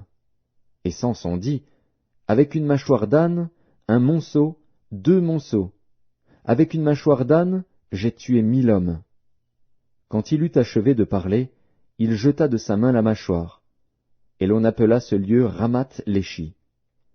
Pressé par la soif, il invoqua l'Éternel, et dit, « C'est toi qui as permis par la main de ton serviteur cette grande délivrance. Et maintenant mourrai-je de soif, et tomberai-je entre les mains des incirconcis ?» Dieu fendit la cavité du rocher qui est à Léchi, et il en sortit de l'eau. Samson but, son esprit se ranima, et il reprit vie. C'est de là qu'on a appelé cette source En-Akkoré. Elle existe encore aujourd'hui à Léchi. Samson fut juge en Israël, au temps des Philistins, pendant 20 ans. Juges, chapitre 16. Samson partit pour Gaza. Il y vit une femme prostituée, et il entra chez elle. On dit aux gens de Gaza, « Samson est arrivé ici. » Et ils l'environnèrent, et se tinrent en embuscade toute la nuit à la porte de la ville. Ils restèrent tranquilles toute la nuit, disant, « Au point du jour, nous le tuerons. » Samson demeura couché jusqu'à minuit. Vers minuit, il se leva, et il saisit les battants de la porte de la ville et les 2 poteaux, les arracha avec la barre, les mit sur ses épaules, et les porta sur le sommet de la montagne qui est en face d'Hébron. Après cela, il aima une femme dans la vallée de Sorek. Elle se nommait Délila. Les princes des Philistins montèrent vers elle, et lui dirent, « Flatte-le, pour savoir d'où lui vient sa grande force et comment nous pourrions nous rendre maîtres de lui. Nous le lierons pour le dompter, et nous te donnerons chacun 1100 sicles d'argent. » Délila dit à Samson, « Dis-moi, je te prie, d'où vient ta grande force, et avec quoi il faudrait te lier pour te dompter? » Samson lui dit, « Si on me liait avec 7 cordes fraîches, qui ne fussent pas encore sèches, je deviendrais faible et je serais comme un autre homme. » Les princes des Philistins apportèrent à Délila 7 cordes fraîches, qui n'étaient pas encore sèches, et elle le lia avec ses cordes. Or des gens se tenaient en embuscade chez elle dans une chambre. Elle lui dit, « Les Philistins sont sur toi, Samson !» Et il rompit les cordes, comme se rompt un cordon d'étoupe quand il sent le feu. Et l'on ne connut point d'où venait sa force. Délila dit à Samson, « Voici, tu t'es joué de moi, tu m'as dit des mensonges. » Maintenant, je te prie, indique-moi avec quoi il faut te lier. Il lui dit, si on me liait avec des cordes neuves, dont on ne se fût jamais servi, je deviendrais faible et je serais comme un autre homme. Délila prit des cordes neuves, avec lesquelles elle le lia. Puis elle lui dit, les Philistins sont sur toi, Samson. Or des gens se tenaient en embuscade dans une chambre, et il rompit comme un fil les cordes qu'il avait au bras. Délila dit à Samson, jusqu'à présent tu t'es joué de moi, tu m'as dit des mensonges. Déclare-moi avec quoi il faut te lier. Il lui dit, tu n'as qu'à tisser les 7 tresses de ma tête avec la chaîne du tissu. Et elle les fixa par la cheville, puis elle lui dit, les Philistins sont sur toi, Samson. Et il se réveilla de son sommeil, et il arracha la cheville du tissu et le tissu. Elle lui dit, comment peux-tu dire, je t'aime, puisque ton cœur n'est pas avec moi? Voilà 3 fois que tu t'es joué de moi, et tu ne m'as pas déclaré d'où vient ta grande force.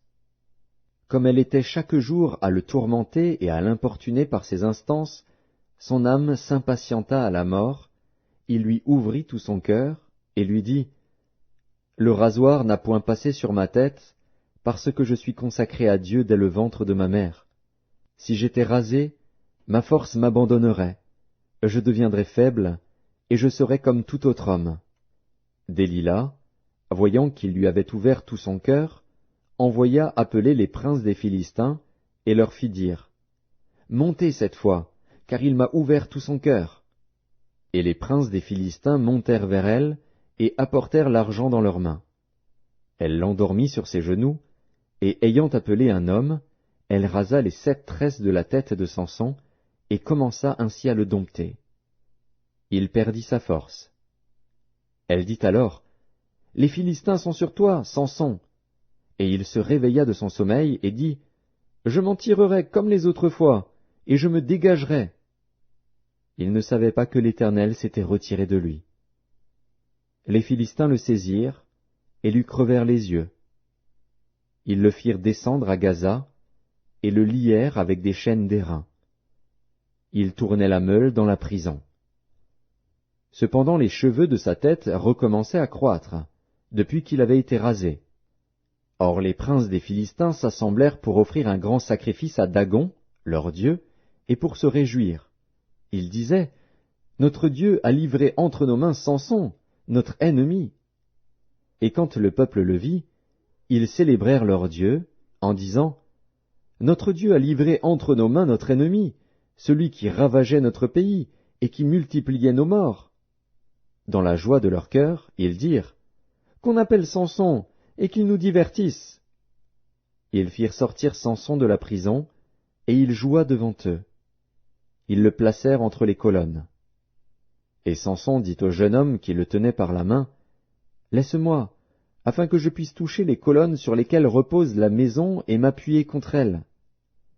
La maison était remplie d'hommes et de femmes, tous les princes des Philistins étaient là, et il y avait sur le toit environ 3000 personnes, hommes et femmes, qui regardaient Samson jouer.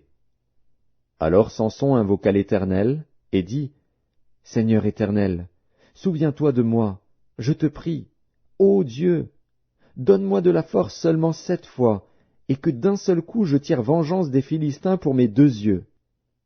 Et Samson embrassa les 2 colonnes du milieu sur lesquelles reposait la maison, et il s'appuya contre elles. L'une était à sa droite, et l'autre à sa gauche. Samson dit, que je meure avec les Philistins. Il se pencha fortement, et la maison tomba sur les princes et sur tout le peuple qui y était. Ceux qu'il fit périr à sa mort furent plus nombreux que ceux qu'il avait tués pendant sa vie. Ses frères et toute la maison de son père descendirent et l'emportèrent. Lorsqu'ils furent remontés, ils l'enterrèrent entre Tsoréa et Eshtaol dans le sépulcre de Manoach, son père. Il avait été juge en Israël pendant 20 ans. Juges, chapitre 17. Il y avait un homme de la montagne d'Éphraïm, nommé Mika. Il dit à sa mère, « Les 1100 cycles d'argent qu'on t'a pris, et pour lesquels tu as fait des imprécations même à mes oreilles, voici, cet argent est entre mes mains, c'est moi qui l'avais pris. » Et sa mère dit, béni soit mon fils par l'Éternel. Il rendit à sa mère les 1100 sicles d'argent. Et sa mère dit, Je consacre de ma main cet argent à l'Éternel, afin d'en faire pour mon fils une image taillée et une image en fonte. Et c'est ainsi que je te le rendrai. Il rendit à sa mère l'argent. Sa mère prit 200 sicles d'argent, et elle donna l'argent au fondeur, qui en fit une image taillée et une image en fonte. On les plaça dans la maison de Mika. Ce Mika avait une maison de Dieu. Il fit un éphod et des téraphins, et il consacra l'un de ses fils, qui lui servit de prêtre. En ce temps-là, il n'y avait point de roi en Israël. Chacun faisait ce qui lui semblait bon. Il y avait un jeune homme de Bethléem de Juda, de la famille de Juda. Il était lévite, et il séjournait là. Cet homme partit de la ville de Bethléem de Juda pour chercher une demeure qui lui convint. En poursuivant son chemin, il arriva dans la montagne d'Éphraïm jusqu'à la maison de Mika. Mika lui dit, « D'où viens-tu » Il lui répondit, « Je suis lévite, de Bethléem de Juda, et je voyage pour chercher une demeure qui me convienne. » Mika lui dit, « Reste avec moi, tu me serviras de père et de prêtre, et je te donnerai 10 sicles d'argent par année, les vêtements dont tu auras besoin, et ton entretien. » Et le Lévite entra. Il se décida ainsi à rester avec cet homme, qui regarda le jeune homme comme l'un de ses fils. Mika consacra le Lévite, et ce jeune homme lui servit de prêtre et demeura dans sa maison. Et Mika dit, « Maintenant, je sais que l'Éternel me fera du bien, puisque j'ai ce Lévite pour prêtre. » Juges, chapitre 18. En ce temps-là, il n'y avait point de roi en Israël, et la tribu des Danites se cherchait une possession pour s'établir, car jusqu'à ce jour il ne lui était point échu d'héritage au milieu des tribus d'Israël.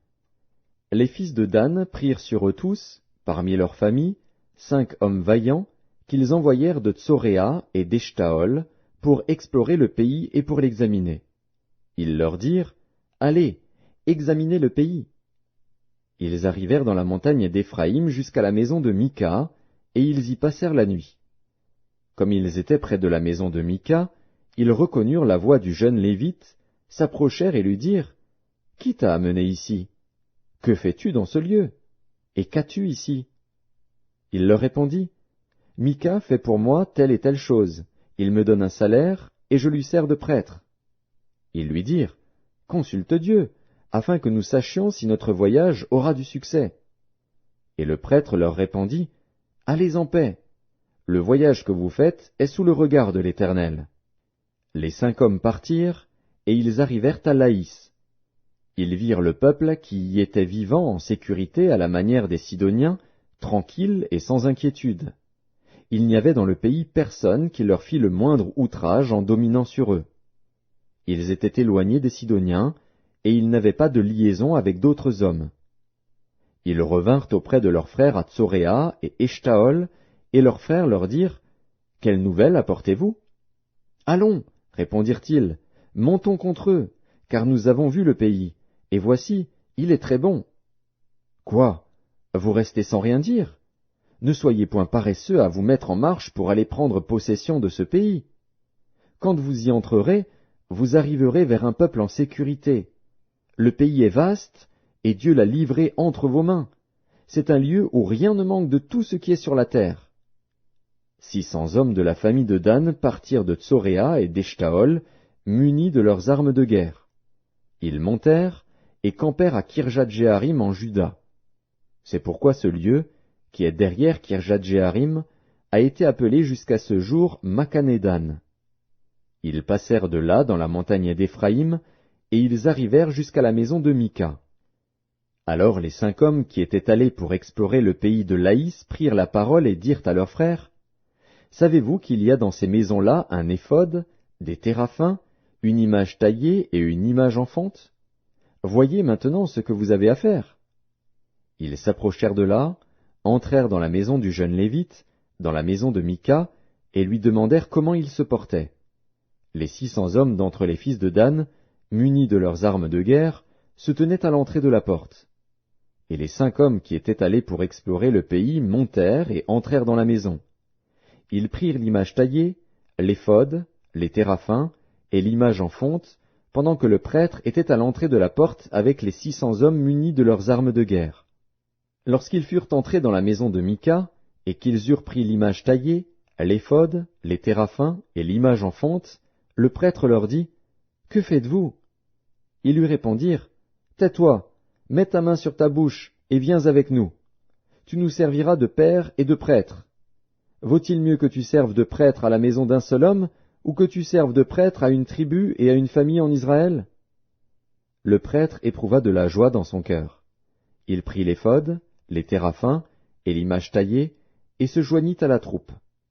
Ils se remirent en route et partirent, en plaçant devant eux les enfants, le bétail et les bagages. Comme ils étaient déjà loin de la maison de Mika, les gens qui habitaient les maisons voisines de celle de Mika se rassemblèrent et poursuivirent les fils de Dan. Ils appelèrent les fils de Dan, qui se retournèrent et dirent à Mika, « Qu'as-tu? Et que signifie ce rassemblement » Il répondit, « Mes dieux que j'avais faits, vous les avez enlevés avec le prêtre et vous êtes partis. Que me reste-t-il? Comment donc pouvez-vous me dire, qu'as-tu » Les fils de Dan lui dirent, « Ne fais pas entendre ta voix près de nous, sinon des hommes irrités se jetteront sur vous, et tu causeras ta perte et celle de ta maison. » Et les fils de Dan continuèrent leur route. Mika, voyant qu'ils étaient plus forts que lui, s'en retourna et revint dans sa maison. Ils enlevèrent ainsi ce qu'avait fait Mika et emmenèrent le prêtre qui était à son service, et ils tombèrent sur Laïs, sur un peuple tranquille et en sécurité. Ils le passèrent au fil de l'épée, et ils brûlèrent la ville. Personne ne la délivra, car elle était éloignée de Sidon, et ses habitants n'avaient pas de liaison avec d'autres hommes. Elle était dans la vallée qui s'étend vers Beth-Rehob. Les fils de Dan rebâtirent la ville, et y habitèrent. Ils l'appelèrent Dan, d'après le nom de Dan, leur père, qui était né à Israël, mais la ville s'appelait auparavant Laïs. Ils dressèrent pour eux l'image taillée, et Jonathan, fils de Gershom, fils de Manassé, lui et ses fils, furent prêtres pour la tribu des Danites, jusqu'à l'époque de la captivité du pays. Ils établirent pour eux l'image taillée qu'avait faite Mika, pendant tout le temps que la maison de Dieu fut à Silo. Juges, chapitre 19. Dans ce temps, où il n'y avait point de roi en Israël, un Lévite, qui séjournait à l'extrémité de la montagne d'Éphraïm, prit pour sa concubine une femme de Bethléem de Juda. Sa concubine lui fit infidélité, et elle le quitta pour aller dans la maison de son père à Bethléem de Juda, où elle resta l'espace de 4 mois. Son mari se leva et alla vers elle, pour parler à son cœur et la ramener. Il avait avec lui son serviteur et 2 ânes. Elle le fit entrer dans la maison de son père. Et quand le père de la jeune femme le vit, il le reçut avec joie. Son beau-père, le père de la jeune femme, le retint 3 jours chez lui. Ils mangèrent et burent, et ils y passèrent la nuit. Le 4e jour, ils se levèrent de bon matin, et le Lévite se disposait à partir. Mais le père de la jeune femme dit à son gendre, « Prends un morceau de pain pour fortifier ton cœur.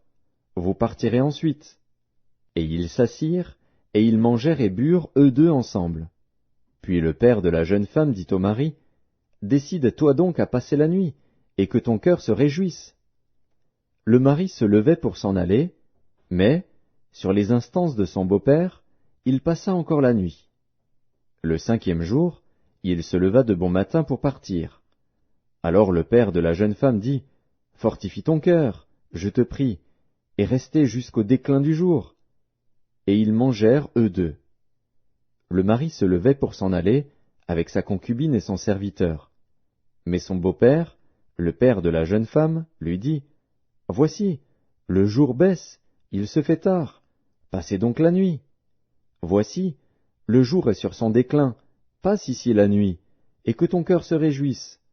Demain vous vous lèverez de bon matin pour vous mettre en route, et tu t'en iras à ta tente. » Le mari ne voulut point passer la nuit, il se leva et partit. Il arriva jusque devant Jébus, qui est Jérusalem, avec les 2 ânes bâtés et avec sa concubine. Lorsqu'ils furent près de Jébus, le jour avait beaucoup baissé. Le serviteur dit alors à son maître, « Allons, dirigeons-nous vers cette ville des Jébusiens, et nous y passerons la nuit. Son maître lui répondit, Nous n'entrerons pas dans une ville d'étrangers, où il n'y a point d'enfants d'Israël, nous irons jusqu'à Gibéa. Il dit encore à son serviteur, Allons, approchons-nous de l'un de ces lieux, Gibéa ou Rama, et nous y passerons la nuit. Ils continuèrent à marcher, et le soleil se coucha quand ils furent près de Gibéa, qui appartient à Benjamin. Ils se dirigèrent de ce côté pour aller passer la nuit à Gibéa. Le Lévite entra, et il s'arrêta sur la place de la ville. Il n'y eut personne qui les reçût dans sa maison pour qu'ils y passassent la nuit. Et voici, un vieillard revenait le soir de travailler au champ. Cet homme était de la montagne d'Éphraïm, il séjournait à Gibéa, et les gens du lieu étaient benjamites. Il leva les yeux, et vit le voyageur sur la place de la ville. Et le vieillard lui dit, « Où vas-tu, et d'où viens-tu » Il lui répondit, « Nous allons de Bethléem de Juda jusqu'à l'extrémité de la montagne d'Éphraïm, d'où je suis. J'étais allé à Bethléem de Juda, et je me rends à la maison de l'Éternel. Mais il n'y a personne qui me reçoive dans sa demeure. Nous avons cependant de la paille et du fourrage pour nos ânes. Nous avons aussi du pain et du vin pour moi, pour ta servante, et pour le garçon qui est avec tes serviteurs. Il ne nous manque rien. » Le vieillard dit, « Que la paix soit avec toi. Je me charge de tous tes besoins, tu ne passeras pas la nuit sur la place. » Il les fit entrer dans sa maison, et il donna du fourrage aux ânes. Les voyageurs se lavèrent les pieds, puis ils mangèrent et burent. Pendant qu'ils étaient à se réjouir, voici, les hommes de la ville, gens pervers, entourèrent la maison, frappèrent à la porte, et dirent au vieillard, maître de la maison, « Fais sortir l'homme qui est entré chez toi, pour que nous le connaissions. » Le maître de la maison, se présentant à eux, leur dit, « Non, mes frères, ne faites pas le mal, je vous prie, puisque cet homme est entré dans ma maison, ne commettez pas cette infamie. Voici, j'ai une fille vierge, et cet homme a une concubine. Je vous les amènerai dehors, vous les déshonorerez, et vous leur ferez ce qu'il vous plaira. Mais ne commettez pas sur cet homme une action aussi infâme. » Ces gens ne voulurent point l'écouter. Alors l'homme prit sa concubine, et la leur amena dehors. Ils la connurent, et ils abusèrent d'elle toute la nuit jusqu'au matin. Puis ils la renvoyèrent au lever de l'aurore. Vers le matin, cette femme alla tomber à l'entrée de la maison de l'homme chez qui était son mari, et elle resta là jusqu'au jour. Et le matin, son mari se leva, ouvrit la porte de la maison, et sortit pour continuer son chemin. Mais voici, la femme, sa concubine, était étendue à l'entrée de la maison, les mains sur le seuil. Il lui dit, « Lève-toi, et allons-nous-en. » Elle ne répondit pas. Alors le mari la mit sur un âne, et partit pour aller dans sa demeure. Arrivé chez lui, il prit un couteau, saisit sa concubine, et la coupa membre par membre en 12 morceaux, qu'il envoya dans tout le territoire d'Israël. Tous ceux qui virent cela dirent, « Jamais rien de pareil n'est arrivé et ne s'est vu depuis que les enfants d'Israël sont montés du pays d'Égypte jusqu'à ce jour. Prenez la chose à cœur, consultez-vous, et parlez. » Juges, chapitre 20. Tous les enfants d'Israël sortirent, depuis Dan jusqu'à Beer-Shéba et au pays de Galaad, et l'assemblée se réunit comme un seul homme devant l'Éternel, à Mitzpa. Les chefs de tout le peuple, toutes les tribus d'Israël, se présentèrent dans l'assemblée du peuple de Dieu. 400 000 hommes de pied, tirant l'épée. Et les fils de Benjamin apprirent que les enfants d'Israël étaient montés à Mitzpa. Les enfants d'Israël dirent, « Parlez, comment ce crime a-t-il été commis » Alors le Lévite, le mari de la femme qui avait été tuée, prit la parole et dit, « J'étais arrivé, avec ma concubine, à Gibéa de Benjamin, pour y passer la nuit. Les habitants de Gibéa se sont soulevés contre moi, et ont entouré pendant la nuit la maison où j'étais. Ils avaient l'intention de me tuer, et ils ont fait violence à ma concubine, et elle est morte. J'ai saisi ma concubine, et je l'ai coupée en morceaux, que j'ai envoyée dans tout le territoire de l'héritage d'Israël. Car ils ont commis un crime et une infamie en Israël. Vous voici tous, enfants d'Israël, consultez-vous, et prenez ici une décision. » Tout le peuple se leva comme un seul homme, en disant, « Nul de nous n'ira dans sa tente, et personne ne retournera dans sa maison. Voici maintenant ce que nous ferons à Gibéa. Nous marcherons contre elle d'après le sort. Nous prendrons dans toutes les tribus d'Israël 10 hommes sur 100, 100 sur 1000 et 1000 sur 10 000. Ils iront chercher des vivres pour le peuple, afin qu'à leur retour on traite Gibéa de Benjamin selon toute l'infamie qu'elle a commise en Israël. Ainsi tous les hommes d'Israël s'assemblèrent contre la ville, unis comme un seul homme. Les tribus d'Israël envoyèrent des hommes vers toutes les familles de Benjamin pour dire « Qu'est-ce que ce crime qui s'est commis parmi vous? Livrez maintenant les gens pervers qui sont à Gibéa, afin que nous les fassions mourir et que nous ôtions le mal du milieu d'Israël. » Mais les Benjamites ne voulurent point écouter la voix de leurs frères, les enfants d'Israël. Les Benjamites sortirent de leur ville et s'assemblèrent à Gibéa pour combattre les enfants d'Israël.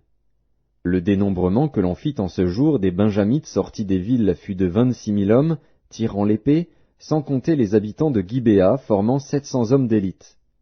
Parmi tout ce peuple, il y avait 700 hommes d'élite qui ne se servaient pas de la main droite. Tout cela pouvait, en lançant une pierre avec la fronde, viser à un cheveu sans le manquer. On fit aussi le dénombrement des hommes d'Israël, non compris ceux de Benjamin, et l'on en trouva 400 000 tirant l'épée, tous gens de guerre. Et les enfants d'Israël se levèrent, montèrent à Béthel, et consultèrent Dieu, en disant « Qui de nous montera le premier pour combattre les fils de Benjamin ?» L'Éternel répondit « Juda montera le premier. » Dès le matin, les enfants d'Israël se mirent en marche, et ils campèrent près de Gibéa. Et les hommes d'Israël s'avancèrent pour combattre ceux de Benjamin, et ils se rangèrent en bataille contre eux devant Gibéa. Les fils de Benjamin sortirent de Gibéa, et ils étendirent sur le sol ce jour-là 22 000 hommes d'Israël. Le peuple, les hommes d'Israël reprirent courage, et ils se rangèrent de nouveau en bataille dans le lieu où ils s'étaient placés le premier jour. Et les enfants d'Israël montèrent, et ils pleurèrent devant l'Éternel jusqu'au soir. Ils consultèrent l'Éternel, en disant, « Dois-je m'avancer encore pour combattre les fils de Benjamin, mon frère ?» L'Éternel répondit, « Montez contre lui. » Les enfants d'Israël s'avancèrent contre les fils de Benjamin le second jour. Et ce même jour, les Benjamites sortirent de Gibéa à leur rencontre, et ils étendirent encore sur le sol 18 000 hommes des enfants d'Israël, tous tirant l'épée. Tous les enfants d'Israël et tout le peuple montèrent et vinrent à Béthel. Ils pleurèrent et restèrent là devant l'Éternel, ils jeûnèrent en ce jour jusqu'au soir, et ils offrirent des holocaustes et des sacrifices d'action de grâce devant l'Éternel. Et les enfants d'Israël consultèrent l'Éternel, c'était là que se trouvait alors l'arche de l'alliance de Dieu, et c'était Phiné, fils d'Éléazar, fils d'Aaron, qui se tenait à cette époque en présence de Dieu, et ils dirent, « Dois-je marcher encore pour combattre les fils de Benjamin, mon frère, ou dois-je m'en abstenir ?» L'Éternel répondit, « Montez, car demain je les livrerai entre vos mains. » Alors Israël plaça une embuscade autour de Gibéa. Les enfants d'Israël montèrent contre les fils de Benjamin, le troisième jour, et ils se rangèrent en bataille devant Gibéa, comme les autres fois. Et les fils de Benjamin sortirent à la rencontre du peuple, et ils se laissèrent attirer loin de la ville. Ils commencèrent à frapper à mort parmi le peuple, comme les autres fois, sur les routes dont l'une monte à Béthel et l'autre à Gibéa par la campagne, et ils tuèrent environ 30 hommes d'Israël. Les fils de Benjamin disaient, « Les voilà battus devant nous comme auparavant. » Mais les enfants d'Israël disaient, « Fuyons, et attirons-les loin de la ville dans les chemins. » Tous les hommes d'Israël quittèrent leur position, et se rangèrent à Baal-Tamar. Et l'embuscade d'Israël s'élança du lieu où elle était, de Maharé-Gibéa. 10 000 hommes choisis sur tout Israël arrivèrent devant Gibéa. Le combat fut rude, et les Benjamites ne se doutaient pas du désastre qu'ils allaient éprouver. L'Éternel battit Benjamin devant Israël, et les enfants d'Israël tuèrent ce jour-là 25 100 hommes de Benjamin, tous tirant l'épée. Les fils de Benjamin regardaient comme battus les hommes d'Israël, qui cédaient du terrain à Benjamin et se reposaient sur l'embuscade qu'ils avaient placée contre Gibéa. Les gens en embuscade se jetèrent promptement sur Gibéa, ils se portèrent en avant et frappèrent toute la ville du tranchant de l'épée. Suivant un signal convenu avec les hommes d'Israël, ceux de l'embuscade devaient faire monter de la ville une épaisse fumée. Les hommes d'Israël firent alors volte-face dans la bataille. Les Benjamites leur avaient tué déjà environ 30 hommes, et ils disaient, « Certainement les voilà battus devant nous comme dans le premier combat. » Cependant une épaisse colonne de fumée commençait à s'élever de la ville. Les Benjamites regardèrent derrière eux, et voici, de la ville entière les flammes montaient vers le ciel. Les hommes d'Israël avaient fait volte-face, et ceux de Benjamin furent épouvantés, en voyant le désastre qui allait les atteindre. Ils tournèrent le dos devant les hommes d'Israël, et s'enfuirent par le chemin du désert. Mais les assaillants s'attachèrent à leurs pas, et ils détruisirent pendant le trajet ceux qui étaient sortis des villes. Ils enveloppèrent Benjamin, le poursuivirent, l'écrasèrent dès qu'il voulait se reposer, jusqu'en face de Gibéa, du côté du soleil levant. Il tomba 18 000 hommes de Benjamin, tous vaillants.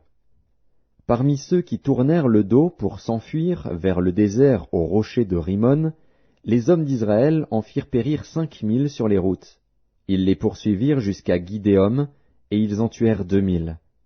Le nombre total des Benjamites qui périrent ce jour-là fut de 25 000 hommes tirant l'épée, tous vaillants. 600 hommes, qui avaient tourné le dos et qui s'étaient enfuis vers le désert au rocher de Rimon, demeurèrent là pendant 4 mois.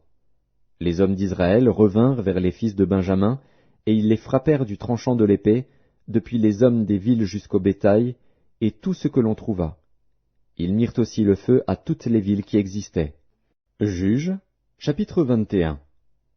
Les hommes d'Israël avaient juré à Mitzpa, en disant, « Aucun de nous ne donnera sa fille pour femme à un Benjamite. » Le peuple vint à Béthel, et il y resta devant Dieu jusqu'au soir. Ils élevèrent la voix, ils versèrent d'abondantes larmes, et ils dirent, « Ô Éternel, Dieu d'Israël, pourquoi est-il arrivé en Israël qu'il manque aujourd'hui une tribu d'Israël » Le lendemain, le peuple se leva de bon matin. Ils bâtirent là un autel, et ils offrirent des holocaustes et des sacrifices d'action de grâce. Les enfants d'Israël dirent, « Quel est celui d'entre toutes les tribus d'Israël qui n'est pas monté à l'assemblée devant l'Éternel ? Car on avait fait un serment solennel contre quiconque ne monterait pas vers l'Éternel à Mitzpa, on avait dit, il sera puni de mort. » Les enfants d'Israël éprouvaient du repentir au sujet de Benjamin, leur frère, et ils disaient, « Aujourd'hui une tribu a été retranchée d'Israël. Que ferons-nous pour procurer des femmes à ceux qui ont survécu, puisque nous avons juré par l'Éternel de ne pas leur donner de nos filles pour femmes ?» Ils dirent donc, « Y a-t-il quelqu'un d'entre les tribus d'Israël qui ne soit pas monté vers l'Éternel à Mitzpa ?» Et voici, personne de Jabès en Galaad n'était venu au camp, à l'assemblée. On fit le dénombrement du peuple, et il n'y avait là aucun des habitants de Jabès en Galaad. Alors l'assemblée envoya contre eux 12 000 soldats, en leur donnant cet ordre, « Allez, et frappez du tranchant de l'épée les habitants de Jabès en Galaad, avec les femmes et les enfants. Voici ce que vous ferez. Vous dévouerez par interdit tout mâle et toute femme qui a connu la couche d'un homme. » Ils trouvèrent parmi les habitants de Jabès en Galaad 400 jeunes filles vierges qui n'avaient point connu d'homme en couchant avec lui, et ils les amenèrent dans le camp à Silo, qui est au pays de Canaan. Toute l'assemblée envoya des messagers pour parler aux fils de Benjamin qui étaient au rocher de Rimon, et pour leur annoncer la paix. En ce temps-là, les Benjamites revinrent, et on leur donna les femmes à qui l'on avait laissé la vie parmi les femmes de Jabès en Galaad. Mais il n'y en avait pas assez pour eux. Le peuple éprouvait du repentir au sujet de Benjamin, car l'Éternel avait fait une brèche dans les tribus d'Israël. Les anciens de l'assemblée dirent, « Que ferons-nous pour procurer des femmes à ceux qui restent, puisque les femmes de Benjamin ont été détruites ?» Et ils dirent, « Que les réchappés de Benjamin conservent leur héritage, afin qu'une tribu ne soit pas effacée d'Israël. Mais nous ne pouvons pas leur donner de nos filles pour femmes, car les enfants d'Israël ont juré, en disant, « Maudit soit celui qui donnera une femme à un Benjamite. » Et ils dirent, « Voici, il y a chaque année une fête de l'Éternel à Silo, qui est au nord de Béthel, à l'orient de la route qui monte de Béthel, à Sichem, et au midi de Lebona. » Puis ils donnèrent cet ordre aux fils de Benjamin, « Allez, et placez-vous en embuscade dans les vignes. Vous regarderez, et voici, lorsque les filles de Silo sortiront pour danser, vous sortirez des vignes, vous enlèverez chacun une des filles de Silo pour en faire votre femme, et vous vous en irez dans le pays de Benjamin. Si leur père ou leurs frères viennent se plaindre auprès de nous, nous leur dirons, « Accordez-les-nous, car nous n'avons pas pris une femme pour chacun dans la guerre. Ce n'est pas vous qui les leur avez donnés. En ce cas, vous seriez coupables. » Ainsi firent les fils de Benjamin. Ils prirent des femmes selon leur nombre parmi les danseuses qu'ils enlevèrent, puis ils partirent et retournèrent dans leur héritage. Ils rebâtirent les villes et y habitèrent. Et dans le même temps les enfants d'Israël s'en allèrent de là, chacun dans sa tribu et dans sa famille, ils retournèrent chacun dans son héritage. En ce temps-là, il n'y avait point de roi en Israël, chacun faisait ce qui lui semblait bon.